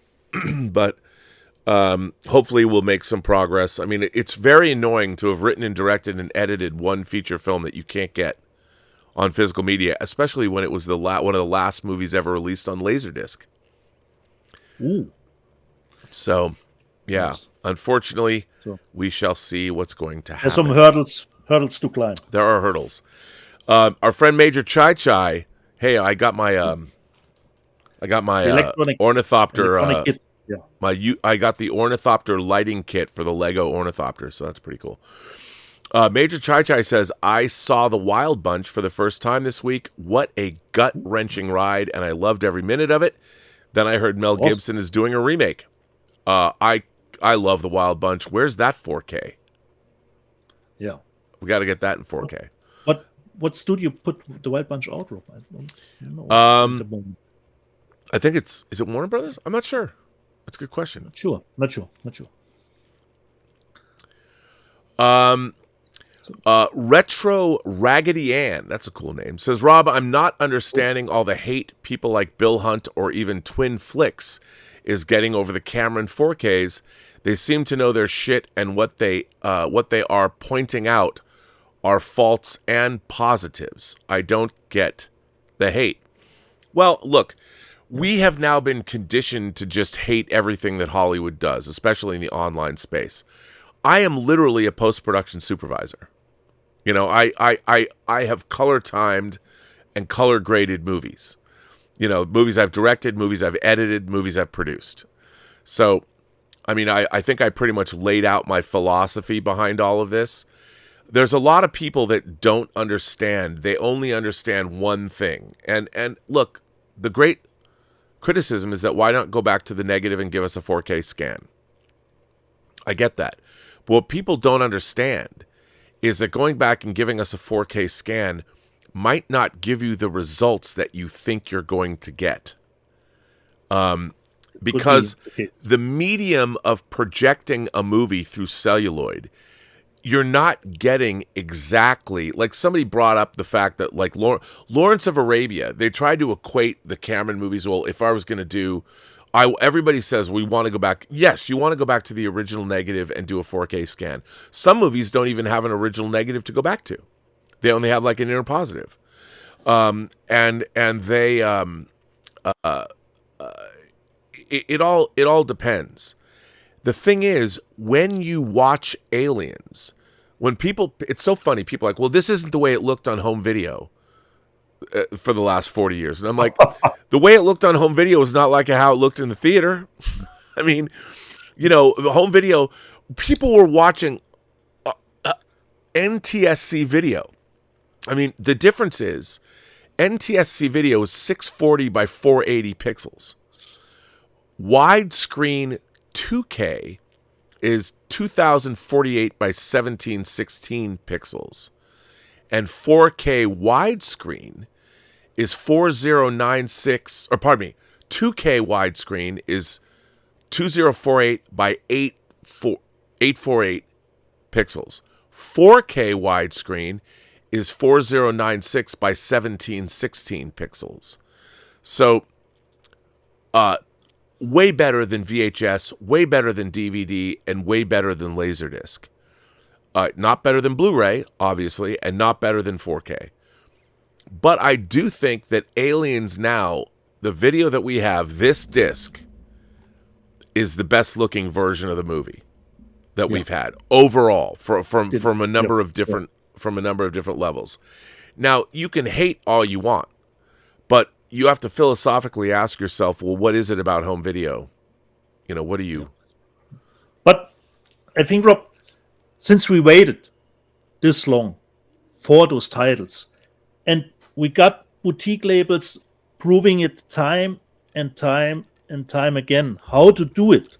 Yep. It's obvious that people are in their right to criticize those titles 100%. and how they did get put out. Just look at Monk, what a great job Kino Lorber did with the TV series. They could say, okay, put it through AI, let's get rid of the grain that Monk has, that this is a little bit more watchable for a newer audience, that you have to give the people the right to criticize those titles. We waited this long, perhaps not Aliens, because we got a Blu-ray, but the other two. And the boutique labels, like I said, prove it time and time again how exactly to do it. 100%. 100%. But you know what? The thing is, like when we got things like Patton and we got Predator, the filmmakers were not involved. Yeah. In this case, James Cameron's involved. And just like George Lucas, like I can't even watch the special edition of Star Wars. I won't watch it. To me, the special edition of Star Wars, he ruined the character of Han Solo, the whole Greedo sequence when he was mucking about with that. Now, I would say that he was fundamentally changing a character. By the Greedo shooting first scene, Han Solo would hark back to Westerns. Greedo threatened Han Solo's life. Over my dead body. That's the idea. That's why Han Solo killed him. George Lucas went back and changed fundamentally that character beat. And going back, and it's all willy-nilly. Whereas this is an overall presentational thing. Again, it's philosophical, but like you said, why not give these to they should have given Aliens to a boutique label to do. Yeah. Give it to Second Sight. You would have, if they gave it to Second Sight, it would have been the greatest transfer of all time, and nobody would have been the wiser. Yeah, like I said, but you have to judge the movies for yourself because we know through the reviews what we are getting. But Aliens totally worked for me. Abyss looks great when I can remove that it is the Abyss that I'm looking at. But the Abyss is losing a little bit of texture that movie desperately needs. Being underwater, in the dirty oil rig. So I'm missing. I think there's too much teal in the Abyss transfer from what I've seen. Okay. That it's not blue enough. Oh, okay. But Aliens, Rob, I was not expecting that I would love the transfer as much as I did loved it. I wasn't either. I was actually shocked by how much I did enjoy it. Because I was looking to hate it. Exactly, Rob. Because you got your Instagram posts. Here's what it should look like. Here's what it looks now. But for me, Rob, it worked. And nobody in their right mind would watch the Abyss DVD against the Abyss 4K. From my perspective, no. The DVD, certainly not. Yeah. Even with THX approval. Back in the day. Yeah, totally. Yeah. Our friend, well, first of all, Tom Jr. Jackson, our great moderator, points out, and this is amazing. Yeah. Today is Francis Ford Coppola's 85th birthday. Ooh. Amazing. Nice. 85th. And I believe Jackie Chan is getting 70 today. Wow. Jackie Chan. Wow. And then Paul Allen Brunotto says, the king of B movies, Roger Corman, celebrated his 98th birthday on April 5th. Jesus. A real creative force that gave many up-and-coming filmmakers their first break. My wife and I wrote a Piranha reboot script years ago for him. Wow. That's amazing. Yeah. Retro Raggedy Ann says, I agree. People have the right to complain about the camera in 4Ks, but going as far as hatred toward those who give them good reviews is ridiculous.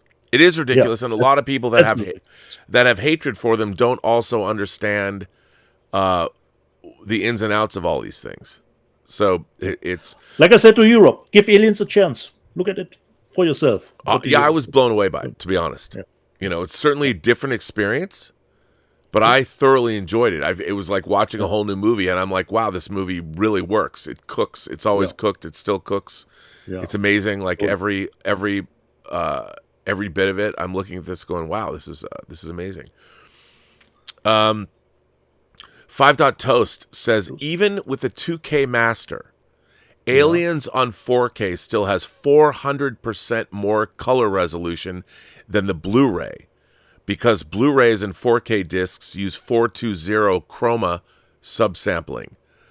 You're right, and I agree. I agree with that. And it's what's interesting is 4K is it's a technology. It's not a medium. The medium is home entertainment. The medium is home video. 4K is offering a resolution that wasn't previously available. The funny thing is technically, I mean, if you want to get really philosophical about it, 4K is about where the human eye sees. Well, you know, with glasses. Well, yeah, with glasses. and movies, the way some movies, like if you're watching movies, depending on if they were shot on Fuji stock, for instance, or the color resolution or what, it's all translated from one. If you have a film that was originally captured on celluloid and not digital, you know, it was not digitally captured now in the last 20 years, and you watch it on home video, you're still watching it on a medium that wasn't what it was originally captured on. Yeah. So there's a translation there. So to say that the translation, now as we've had better tools, the translation has gotten better. The idea that they don't just throw up a negative. I mean, here's the funny thing. They could, theoretically, you could just take a 4K negative and scan it. And just, that's it. And give you the raw scan. Here's a raw scan off the 4K. But if you didn't have somebody color time that, then you would wind up, just like with a negative, you'd wind up with a milky. You could get a 4K scan that would not look anything like, because it's just a raw scan. Unless you then use the electronic medium to take that scan and tweak it. So you're always getting something that's tweaked. The philosophy in my mind would be like, make it look like as much as possible. But most people, that comes down to, oh, really? Well, how bright was the bulb from the projector that you originally saw a movie at? Unless you watched it in a theater that was, that Stanley Kubrick had to like personally make sure that the projection, most theaters that we see movies in aren't properly calibrated. So, you know, it becomes a lot of parameters that gets into something like that. Yeah. So 5.Toast. And considering for the last time, considering Aliens, you still have the alternative to go to the older Blu-ray if you don't like how it looks now. That's the thing. You got the Blu-ray. But so the other two hurt a little bit more if you're not a fan of those looks. Yeah, I agree. 5.Toast says $2 and says 300% more, not 400% more. But yeah, I mean, it's true. But here's the thing. I understand we waited for these titles so long, the fact they used AI. But film has always been defined, especially home entertainment, has always been defined by tools. Always. Yeah. By the way, I have to end this. We have to end this stream quickly because I have to jump. But let's go through the news. Let's rock through the news because there's a lot to talk about. But I won't spend a lot of time. Scream Factory. A lot of good announcements from Scream Factory. RoboCop 2 is not a great movie, but hey, you can get it in 4K. RoboCop 2. I have a sweet spot for it. Yeah, I have a sweet spot. Sure, absolutely. And then, of course, you can get the remake of RoboCop in 4K if you want that with Joel Kinnaman. We've got Matinee, which I've always kind of had a soft spot for. They're putting Matinee out. A movie that Peter Medak directed that I actually have a soft spot for too is Species 2. Mating Season Begins. So there you go. Species 2 is coming out in 4K, which I will buy because I like this movie. I don't know why. Maybe because some of it takes place on Mars. Maybe. I don't know. They're also putting out this anime about basketball called The First Slam Dunk, which, I don't know. That is one of Chris Duckman's favorite movie from last year. Well, there you go. So I'm going to buy it. I was totally blown away by this one. And I only saw that it is out in Japanese, as a Blu-ray, but without English subtitles. So this is nice, Rock, that you remind me that it's coming out here. And then we also have, coming from them, where did I put it? They're putting out a new version of Orphan. Which I went with the main cast and the producers of this to Sigis in 2009 with Hills Run Red, because Orphan and Hills Run Red were both Dark Castle movies. So that was cool. And then, of course, we have another box set coming out of The Lawnmower Man. The Lawnmower Man box set is coming out from 101 Films. Or is it 101? Yeah, I think it's 101. 101, yeah. 101. That's kind of fun. I mean, not great movies, a little dated in terms of their effects, but hey, why not? And this one's for Max Allan Collins. Max Allan Collins, who took over doing the comic strip from the original creator Chester Gould. They're putting out the classic Dick Tracy films. 4 of them are coming out, being re-released. So that's pretty cool if you're a fan of those. I have to weigh in. I have to find out if Max thinks they are worthy or not. I'll have to ask him. Yeah. April Fool's Day, another cool movie coming out in 4K. A movie that I wanted to see that I haven't seen, Stop Motion. Is this a new Shudder title? I'm not sure. I heard from Chris Gore, it's really far out there, as far as I heard from him. All right. Well, I want to see it just because why not? Yeah. Then looks a bit Rob like Mad God, from Phil Tippett. Oh yeah, totally. And I already went. Let's see. We got Blue Underground. Bill Lustig's Blue Underground is putting out this Franco Nero movie, High Crime. I've heard of this movie. I've never seen it. It's supposed to be one of the great Italian movies. It's directed by Enzo Castiglione. I forget I don't know how to pronounce his name. But I can't wait to get this in 4K. It's supposed to be great. I've heard it's great. I want to get it. And I love Blue Underground's 4K discs, so good on them. MVD is putting out, for those who might want it, Ghoulies 2.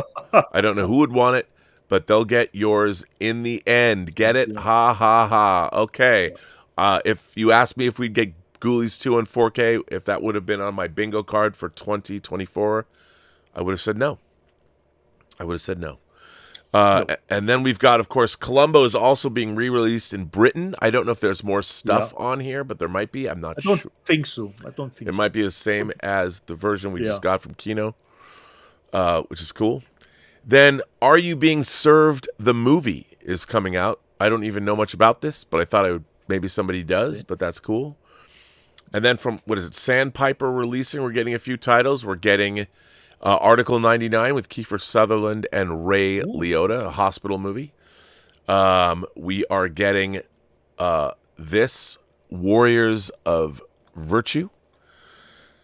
And we are getting Winter People with Kurt Russell and Kelly McGillis. I saw this movie. It was all right. A passion so strong it kills.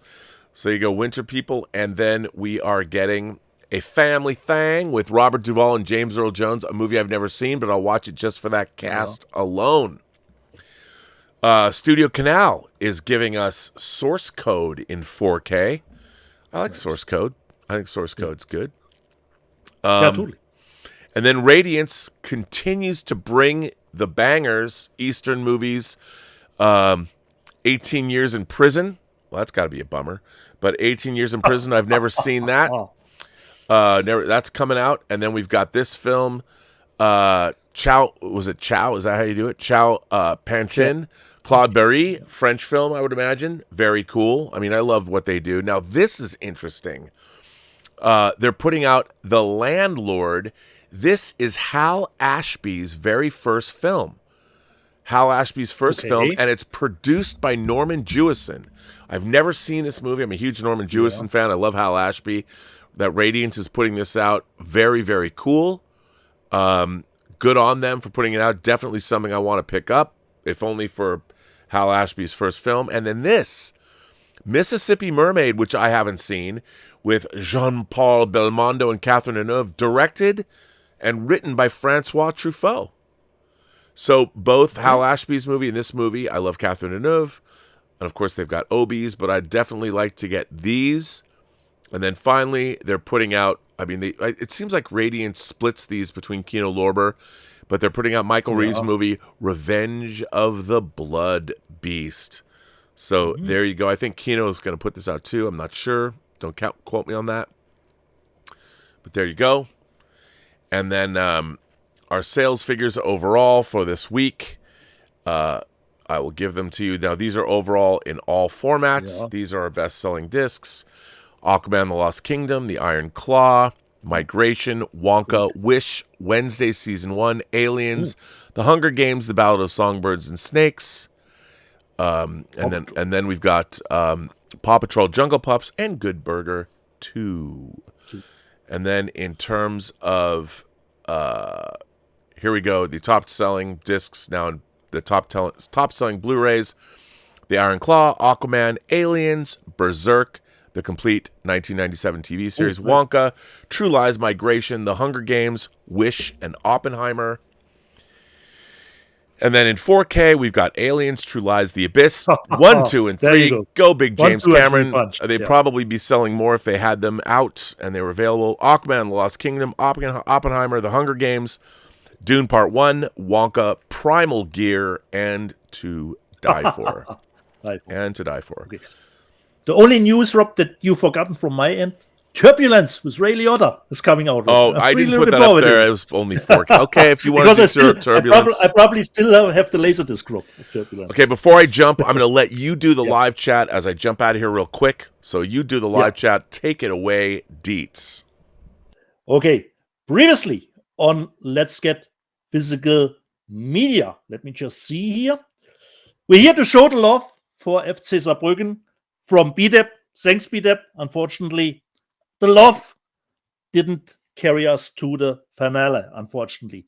Can you use? Actually, with all the problems I've had with Amazon, considering shipping, I'm becoming much more aware of actually having physical media. So actually a plus on that front.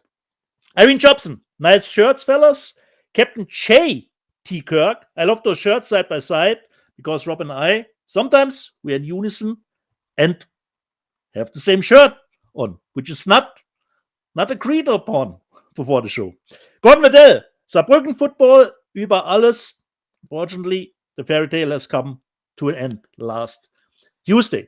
Thomas Bertoldi, those shirts rock from last week. BDEP, Robert's not the number 9 striker. No, Rob's gotten the number 10 because he is our game maker.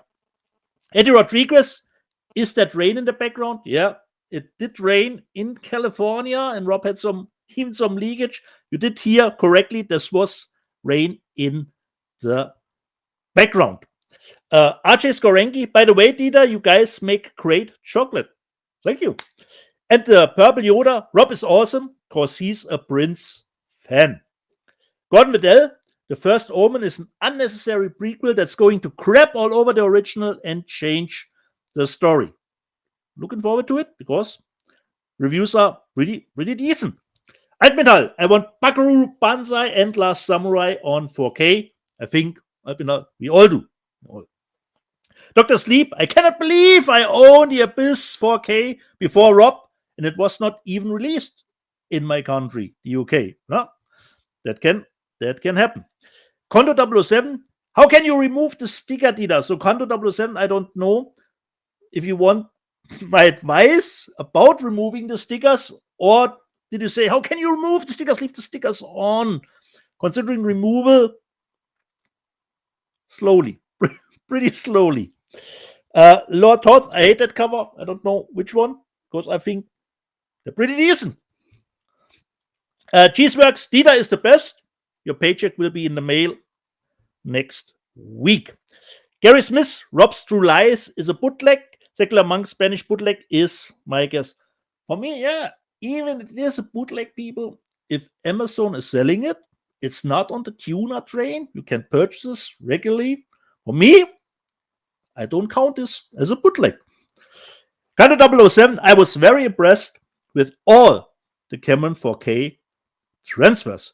The Purple Yoda, I have never seen. Emily, always time to correct that mistake. Mitsuyo Zero. Anyone heard a producer on Netflix 3 Body Problems was sentenced to death for murdering another producer of the show? I have heard nothing about this story. Strange. King Ethan, hey guys, great stream. It's always nice to hear. Castle Grayskull. Wow, I already have quite a few DVDs. I am taking notes for more. I guess I won't be buying clothing anymore. Yeah, you have to make priorities. No. Beat up. The Burnettwork with the dicks against Germany today. Paul and Bonotto, did Rob say that? Wow. Yeah.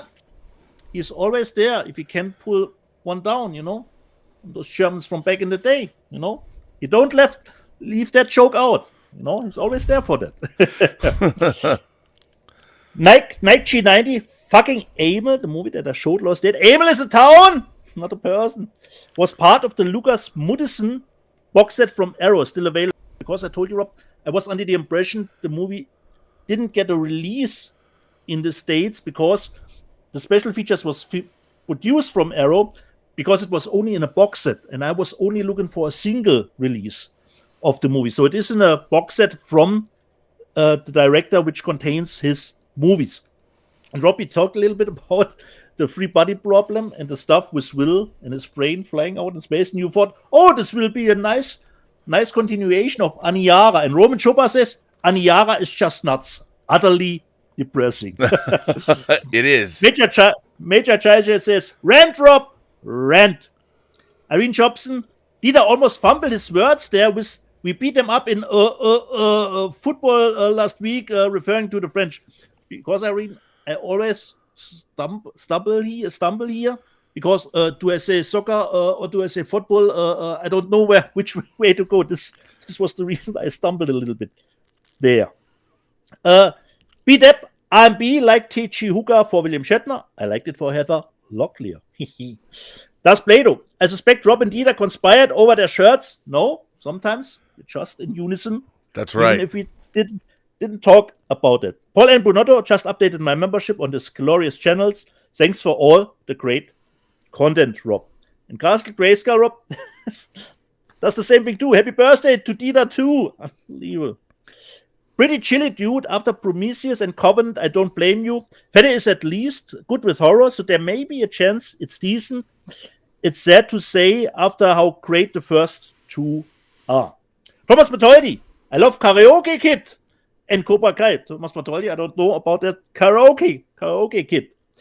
Thomas Bertoldi, my favorite whining episode is the Die Hard episode. Mine would probably be, of course, To Live and Die in L.A., because it created for me the term douchey douche. Bruce Leroy's Glow. Dieter, what is your preference for console, PS5 or Xbox? Like I said, considering the games, if it's for both consoles, I mostly buy for the Xbox, and the exclusives are more a PS5 thing.